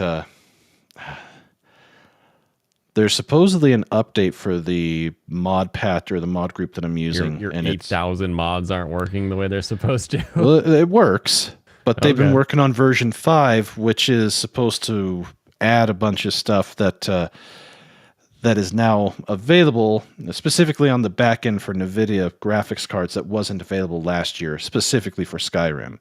So I'm debating if I want to scrub it, start over with version 5, or if I just want to keep going with what I've got. I've got a second character that I'm playing just on my own spare time, just to see how it all behaves, and it's working. It's not crashing, but man, oh man, it's going to be a long game to play. But then again, I was looking at how long on the Xbox Game Pass on the Xbox app, it'll now tell you for these games how long the average gameplay is if you do just the main quests, how much it would be if you do some of the side quests, and how much time it would take if you were to be a perfectionist. Yeah, Persona 3 and 4 will take up my whole entire spring and summer to try and get through. Yeah. It'll literally eat up every single spare minute I have to do it. We have this website that we always used called howlongtobeat.com. That'll give you like main story 34 hours, main plus sides 109, completionist 232, combo 112. This is what my friends always use. In that case, with the amount of time that I put into the original and into the special edition, I should have beaten that game to full completion with what they included at least 10 times. At least 10 times. And I haven't even got close. Just because you could beat it in 200 hours doesn't mean you have to. Well, part of the fun is, living. I do love that website. Living the life there in Skyrim, especially with all the mods, all the survival stuff, you have to eat, you have to bathe. You're not impervious to stuff. You got to be good. I know. Does not bathing lower your charisma, or what's the? You can get diseases. Plus, it does lower your charisma, and it lowers your ability to sell stuff. And yeah, Alex, that should be fixed. As I said, my computer was flying just a little too close to the sun in terms of its. Let me do a quick explainer. With these AMD systems, the way that they work, it's got 2 chiplets full of CPUs. They talk to each other. That thing is called an infinity fabric. The speed at which it talks is also dictates how fast it can talk to the RAM. These chips are supposed to be able to do they're spec'd at 1600 megahertz, which puts the DDR4 to 3200. So pretty standard spec. Supposedly, they can go up to 1800 with each other and then 3600 on the RAM. And that's what I had been running it at. And most everything worked except games that are more memory sensitive, like Skyrim, like Persona 5. That's why I was being crash happy with them. So I scaled it back just a little bit, told Icarus, no, you can't fly that close to the sun. No problems. Fixed it. There you go. Yeah, so I do plan on playing, Persona 3, 4, and 5, and eventually when I get my Elgato capture, I'm going to start all of them guys and whatever else I can eventually collect. That's one thing I do want to do a discussion about sometime is game collecting, but specifically the most Japanese-y games that we can get here in this country that are either official US releases like all these guys or Asian releases that happen to have the English subtitling included and or dubbing. Because the PlayStation 4 is not region locked. Yeah. I just fumbled my way through N64 titles because the region locking on the N64 is the back of the N64 cartridge has notches in it. And those notches are in a different location for the Japanese release versus the American release. So I have a US copy of NBA Jam that I just swapped the back out with the Japanese copies, and it plugs right in. Yeah. And I'm like, I guess the first selection until I finally start playing like the Evangelion game and stuff like that. So wait, they had Evangelion on N64? Yeah, I have it. Shit. You see, the N64 was very powerful, but it's like a fighter. It's like a Tekken or a Street Fighter. The games that they did release on the N64 here, way too many of them were trash. Yeah. But it sounds like something like that would have been so much cooler. That's why I think I really loved about the PlayStation 1 is they did have, especially it and the Saturn had more Japanese games. I don't like your words right now, Brandon. I think your internet might be going down. What? I'm not sure I heard you right there. What did I say? N64, the greatest gaming system of all time? No. It's good. But it did. You talk like someone who didn't play Pod Racer with 2 controllers. Oh, I didn't do that. You can use 2 controllers to actually control the Pod Racer. To get the dual Joy-Con? The dual joysticks. Why do that when you could have just had the PlayStation or the Dreamcast version and got the dual sticks that we used for Virtual On? Damn it. Ocarina of Time. Diddy Kong Racing. Banjo-Kazooie. Conker's Bad Fur Day. My brother had the N64. I had the PlayStation and the Saturn and Pop. the PC. Yep. See ya, Pops. Take care. But it's not that I don't like the N64, but a lot of the releases that we did get here in the States were just trash. That's undeniable. There was way too much filler. Very, very reminiscent of the PlayStation or the Wii. You know, they're designed a little different audience. But the stuff that they did do very well on, they did extremely well on. Of course, you know, your Mario Karts and Mario World, etc. But if I had to, well, as you can see, I've got my PlayStation. I don't have the N64. My brother still hounds me to this day saying, "Where's my N64? Damn it! When are you going to give it back?" So I got actually, a local pawn shop had a fairly nice looking N64. Yeah. Too bad they wanted $100 for it. That happens. Mine's in a box in the basement. Oh, well, lucky like you. The box, not a box. The box? Yep, I have an in-box N64 still. I need to break it out and actually, it's an opened box, so it's not like I'm going to open a sealed box, but I have that, and then I have a couple other box games, but I don't really care as much because the shrink wrap's gone. So Well, Dragon Ruse, as far as the game systems, as far as units sold, the PlayStation 2 is on top. The Wii is right there, pretty close to it. And the PlayStation and the what else? Yeah, the PlayStation 3 and the 360 both sold about 70, 80 million. And the 4 is up over 120.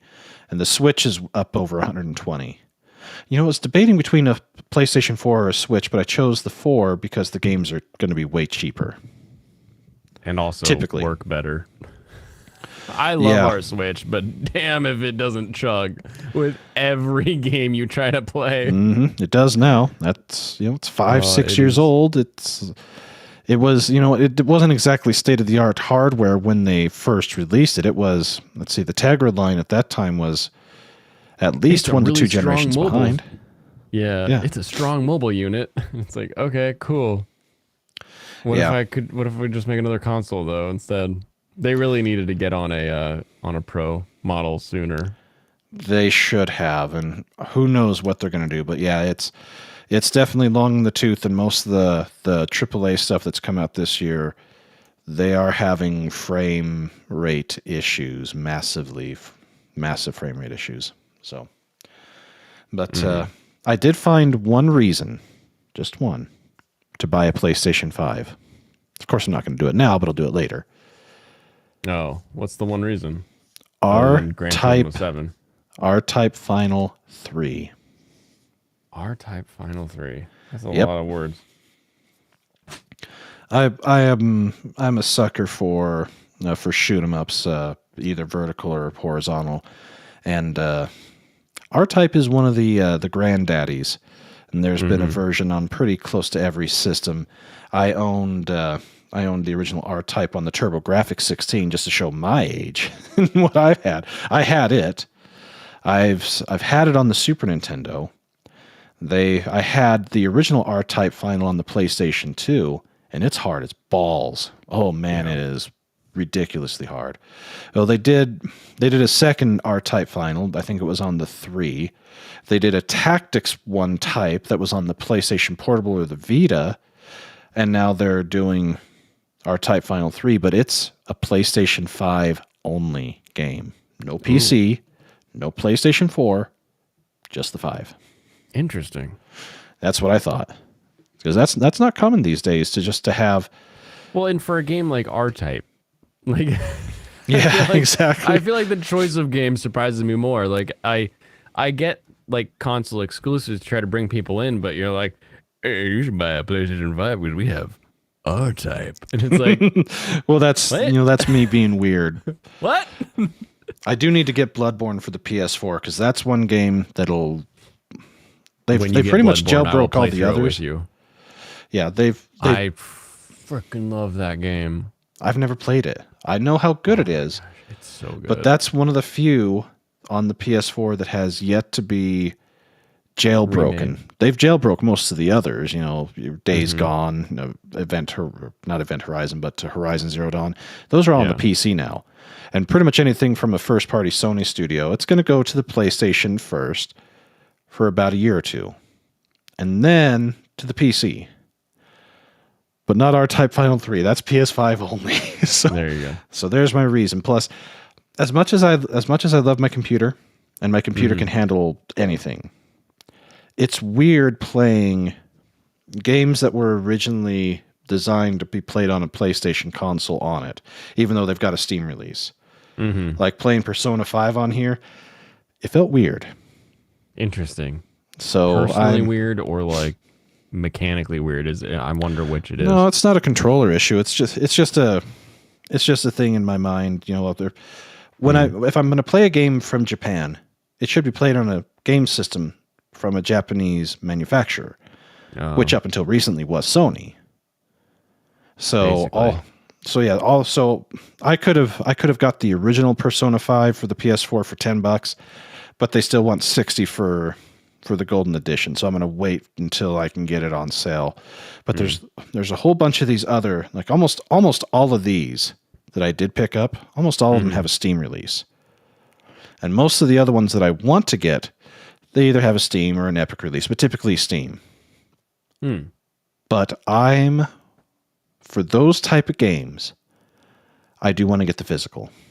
Yeah. So that's just me being weird. Well, so you're kind of hitting that line where the physical almost doesn't matter anymore because it connects to the internet and downloads all its patches anyway. So it is a little weird, but I also have, I guess the steering wheel is blocking it, but behind this is like this giant cabinet that is just full of, gosh, I think it goes from NES all the way to PS4. With various cartridges and discs and everything in it. So I also have a collecting fetish, as some would call it. Nice. Yeah, I had enough stuff at one time. And I've owned pretty close to everything dating back to the 2600 Junior. Mm-hmm. So I've either owned it at one time, played it at one time, had it at one time, gave it away, sold it, and I should have been shot for some of the stuff that I did sell. I really should have. Yeah. But things we do.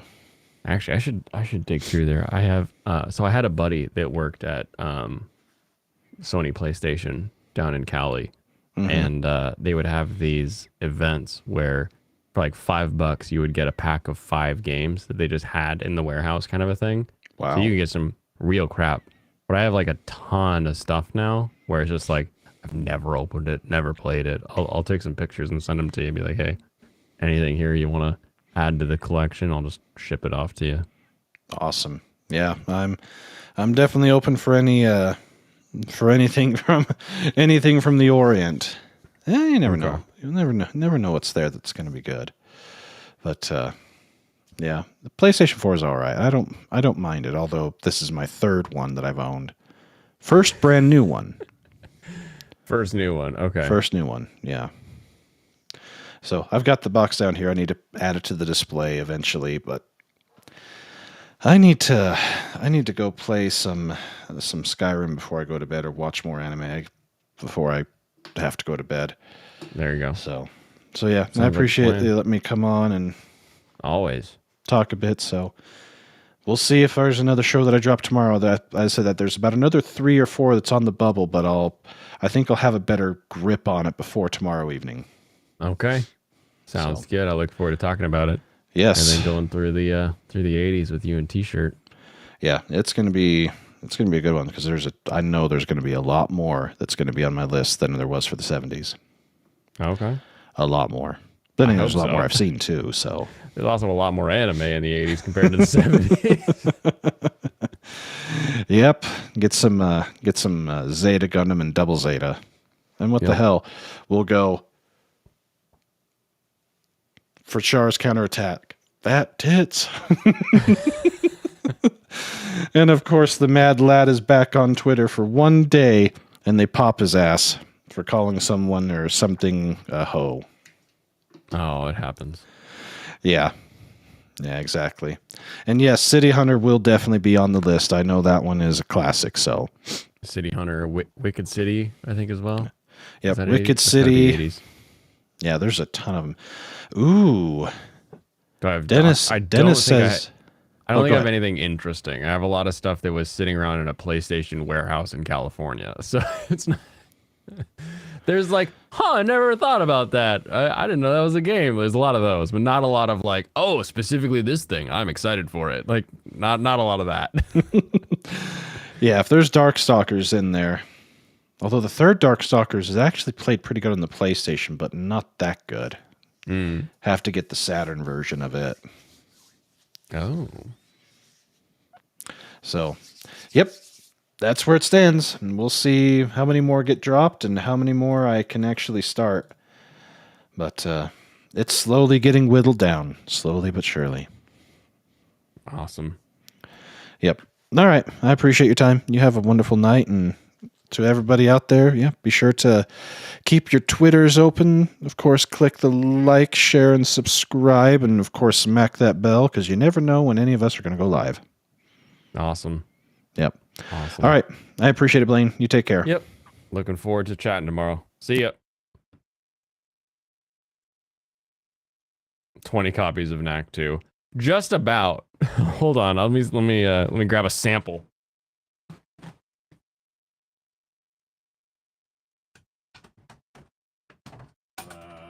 PS2. PS3.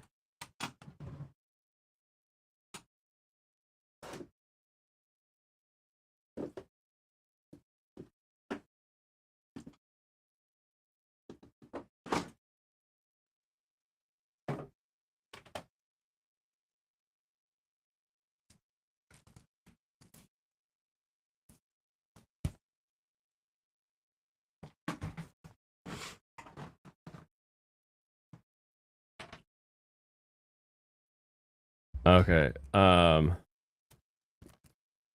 Raven remastered, still sealed. I never played this one. Again, they were $5, and like the proceeds went to Children's Hospital. I was like, give me 5 packs. Yakuza Kiwami. I love this game. This game's amazing. Senran Kagura Peach Beach Splash. I also have a I have the trading cards that go with this game. Hold on.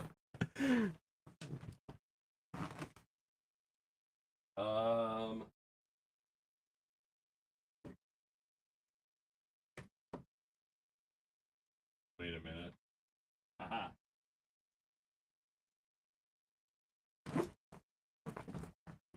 They're in the they're next to the SNES. So this game, when you bought it, you would get a pack of trading cards that were the different girls. These are little sealed packs, but I have every Ninja Clan's pack of trading cards to go with Peach Beach. Galgun 2. Here's a Japanesey game. This is a weird game. Shoot your love at them. keep the zombie lovers away. Girl and Her Robot. This one interests me. It's very, very strange. Blaine isn't wearing short shorts? No, I'm wearing my lifting shorts. They go right over the knee so that when I do deadlifts, the bar doesn't scratch up my tender kneecaps, and I can do deadlifts without the knurled bar making my knees all raw and red. Star Trek Bridge Crew, PlayStation VR is amazing. Very, very fun game, actually. This game's dumb. Knowledge is power. Nobody likes that one. No one wants to see his shorts during moves. Of course he likes the ninja stuff. You had to see my shorts. Farpoint, also on VR. The PSVR was amazing. It was cheap for VR. Plague Road, still sealed. So many of these are still sealed. I don't know why. Need for Speed Rivals. This one's not sealed, but I don't remember playing that game ever. Ukulele, sealed. Night Dragon. Have a good one. How about some NBA Live 14? Who wants to play? Oh, is Kobe still alive in this one? I don't know. I don't know enough about basketball. Blaine is Tomo-chan. Yeah, I'm a weightlifter. Dragon Fantasy, the Black Tome of Ice. Actually, this game looks like a fun top-down pixely one. That's pretty fun. I should try that game sometime. I love these games. I wish Pop wasn't asleep. Shantae, Risky's Revenge. Everybody loves Shantae game. Another great game, Dark Souls, Day 1 edition, because it's amazing. Kobe would still be alive, yes. Would he still be playing? That's the other question. This game sucks. Cladden is like, oh, it's a pixel game based in the Sengoku period. I was like, sweet. And then I played it, and everything looks like poop. Every combo, it's not, you can't just have green grass. It has to be like 20 colors of green grass that looks like poop. Because I'm colorblind. I hate this game. Minecraft. Dirt 4. I love the Dirt games. They are so much fun. But I have Gran Turismo 7, so that's what the wheel's for most of the time. Last Guardian. Very fun game. Very frustrating game. Not a big fan of that one. Gravity Rush 2. Kobe retired in 2016. Oh, good. Do people shout Kobe still? Do they go Kobe when they try to like throw something away? We always did. Do they shout Steph? Do they go Curry? Like, is that what they do now? Everybody's golf. It's Gravity's Rush 2. Brandon. I have Gravity Rush on my PS Vita. But that's Gravity Rush 2. Valkyrie, if you want to throw up, this is the game to play. If you're like, I don't feel so good, but I can't throw up, but if I threw up, I'd feel better, play this for a minute. Play that for a minute. You should Kobe. How old? Yeah, we shouted Kobe. Kobe! Well, that was my high school. The Nonary games, there's a Japanese one. That one's kind of funky. You even have a Vita? Through the same friend who worked at PlayStation, I got an original inbox Vita for $5. Skyrim VR. This game sucks. This is not a game to play in VR. Dev's laughing at me. F your colorblind life. Exactly. Naruto Shippuden Ultimate Ninja Storm 4. I didn't play this game. I just have this game. Why do I have these things? Why do I pay for them? I don't... Children better have enjoyed that money. I got Overwatch. That one's fun. The PlayStation VR demo disc. And then Natural Doctrine. A game nobody knows of. And is kinda okay. Kobe was drafted the same year he started high school. He was very popular. Overwatch 1, now dead. Dead game! Blaine owns dead games. Make fun of the dead game, man. That's a drawer.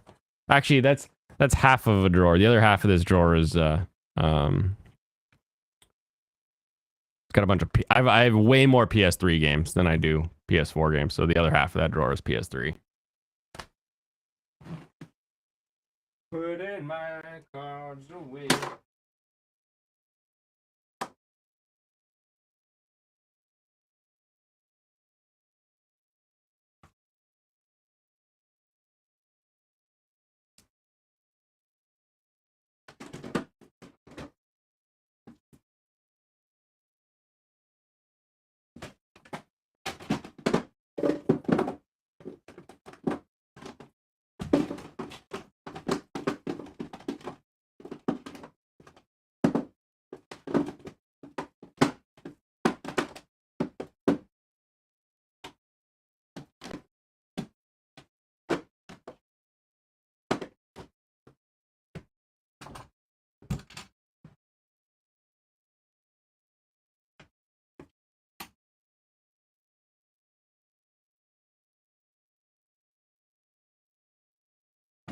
And then I guess I also have Genso Rondo, Killzone Shadowfall, Battlefield Hardline, and Second Son from Infamous, which wasn't as good as the first Infamous game. You loaded? I just don't get rid of stuff. This disc doesn't sound like it's... Oh, it's not. Oh. I just acquire things when I see them on sale. I'm fan site, but for games, I'm like, oh, that's a good price. I should buy that.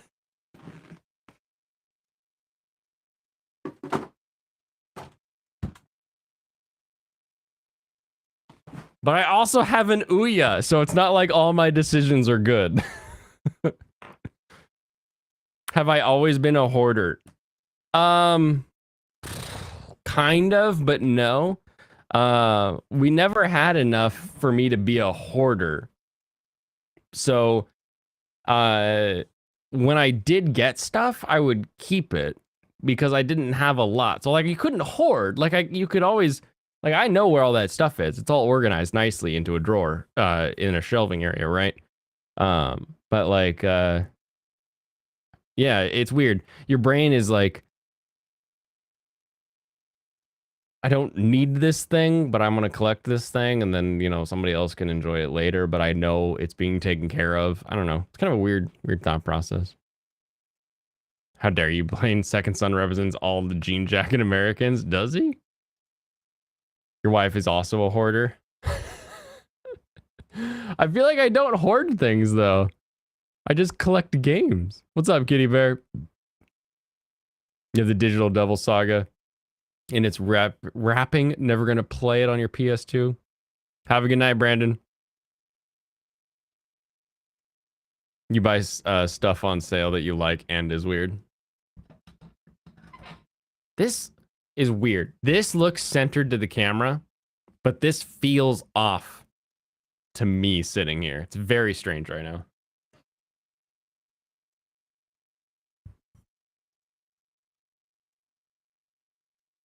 Anyway. And underneath the dragon is my N64 collection right here. It's the actual N64 drawer with like the N64 cartridges in it. I loved that console. That console was amazing. Anyway, that's enough anime for tonight. Tomorrow, you can catch me live on Brandon's channel, 5 o'clock, over at Brandon the Anime Guy. We'll be talking about anime from the 80s. Has some of the best Gundam. Has some of the best, it's got Urusei Yatsura in it. 80s have a ton of fun. I'm sure for pop's sake, we got to talk about Macross coming up in the 80s. You shouldn't tell people where to look when they rob you. My doorbell reloads. It'll be fine. I live at the bottom of the lake that I keep losing stuff in. Good night. Remember to play the bass speech. Oh yes, we have to play the bass speech. Dang it.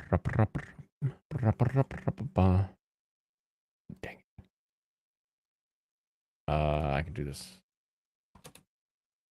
Based speech time. All right, here we go.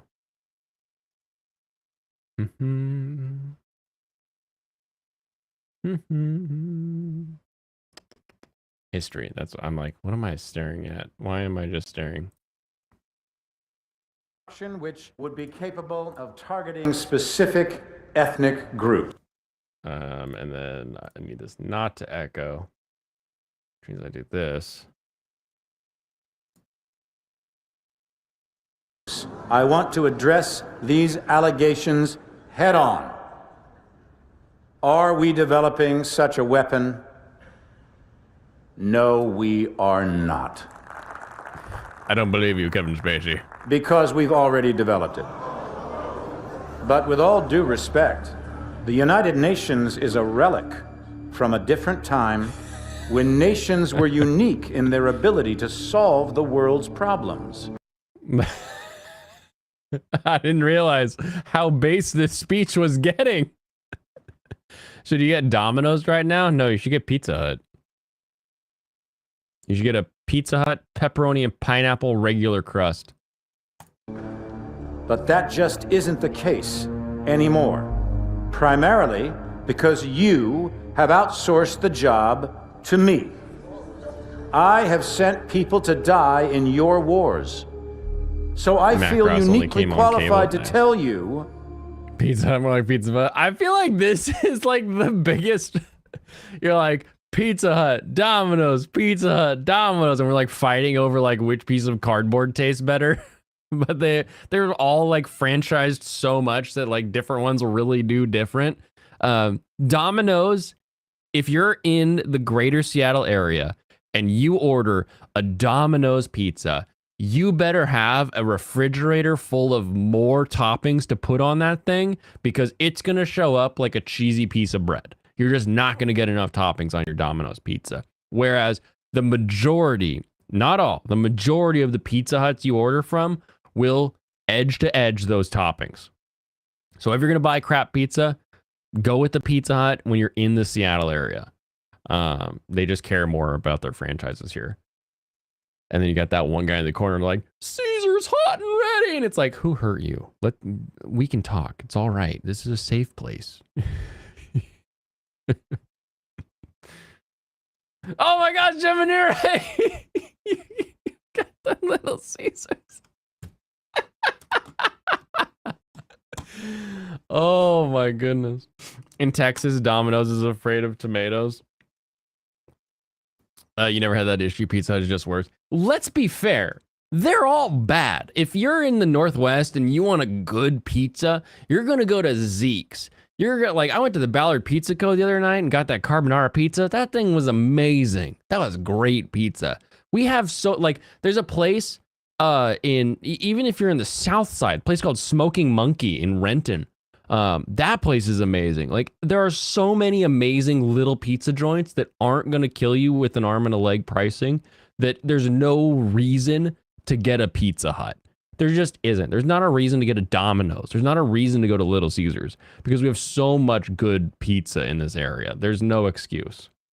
But if you got a deal, you're trying to feed a lot of people, it's a Super Bowl Sunday, whatever it may be, go at least in the greater Seattle area. Go with Pizza Hut. Unless you, like I said, unless you have a bunch of toppings that you want to put on the pizza. Your wars don't work. They don't. Only Which is Twitter why my wars work. priorities have changed from profits to policy. Because politicians don't know how to solve problems. But I do. Winco has good pizza. Huh. So let's be clear. I Pudgies am and here carmines are good for to solve sheets. the world's problems. And I believe the world's problems begin with you.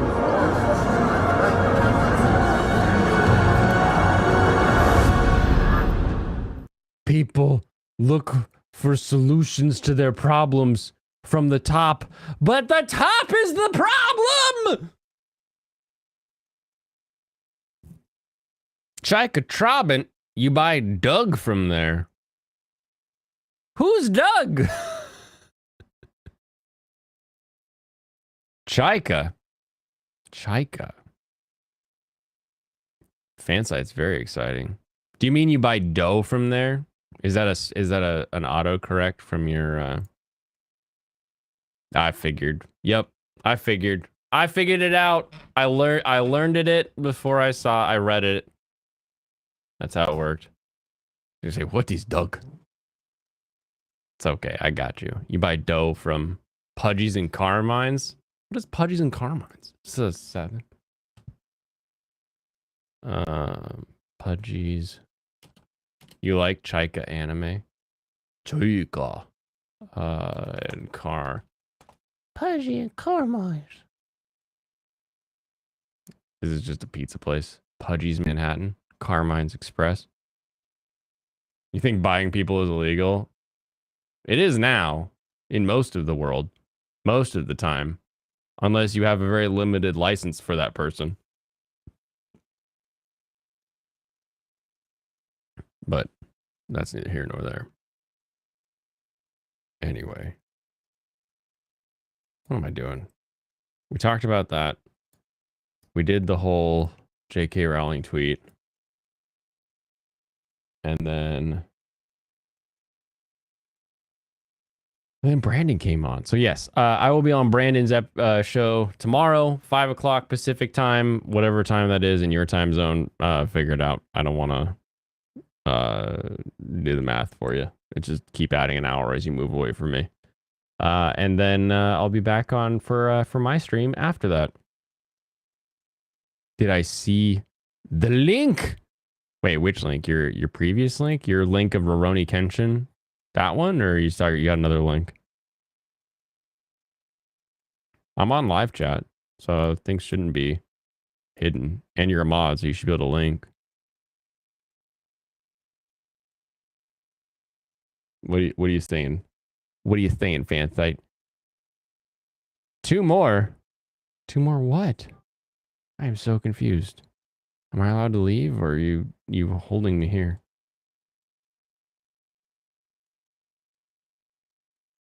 Bo. I didn't see a Bobo link. Did you send me a Bobo link? All I saw was the Rurouni Kenshin doesn't know he's naked link. That's the only one I saw. Was it on Twitter? Was it not? Was it on Discord? Was it a DM? Did you send up a flare? Bobo and Freakazoid? No, I didn't see a Bobo or a Freakazoid link. I don't got time for all these dang links.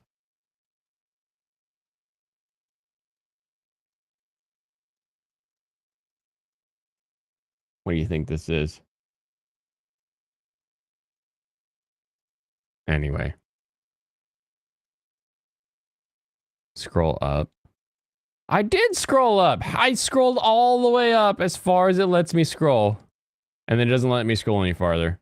I can't go past Brandon talking about how he doesn't have VR, so I can't go past that. Anyway. Anyway! Thank you very much for coming out tonight, for hanging out, for chatting, for doing a little dingle here. Then scroll down. I can't scroll down. I scrolled all the way down as well. I will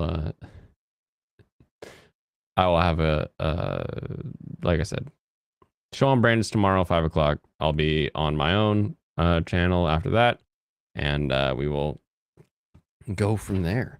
Everyone, have a wonderful rest of your evening. Go enjoy some escapism. Have some fun, and I'll catch you next time. Kampai.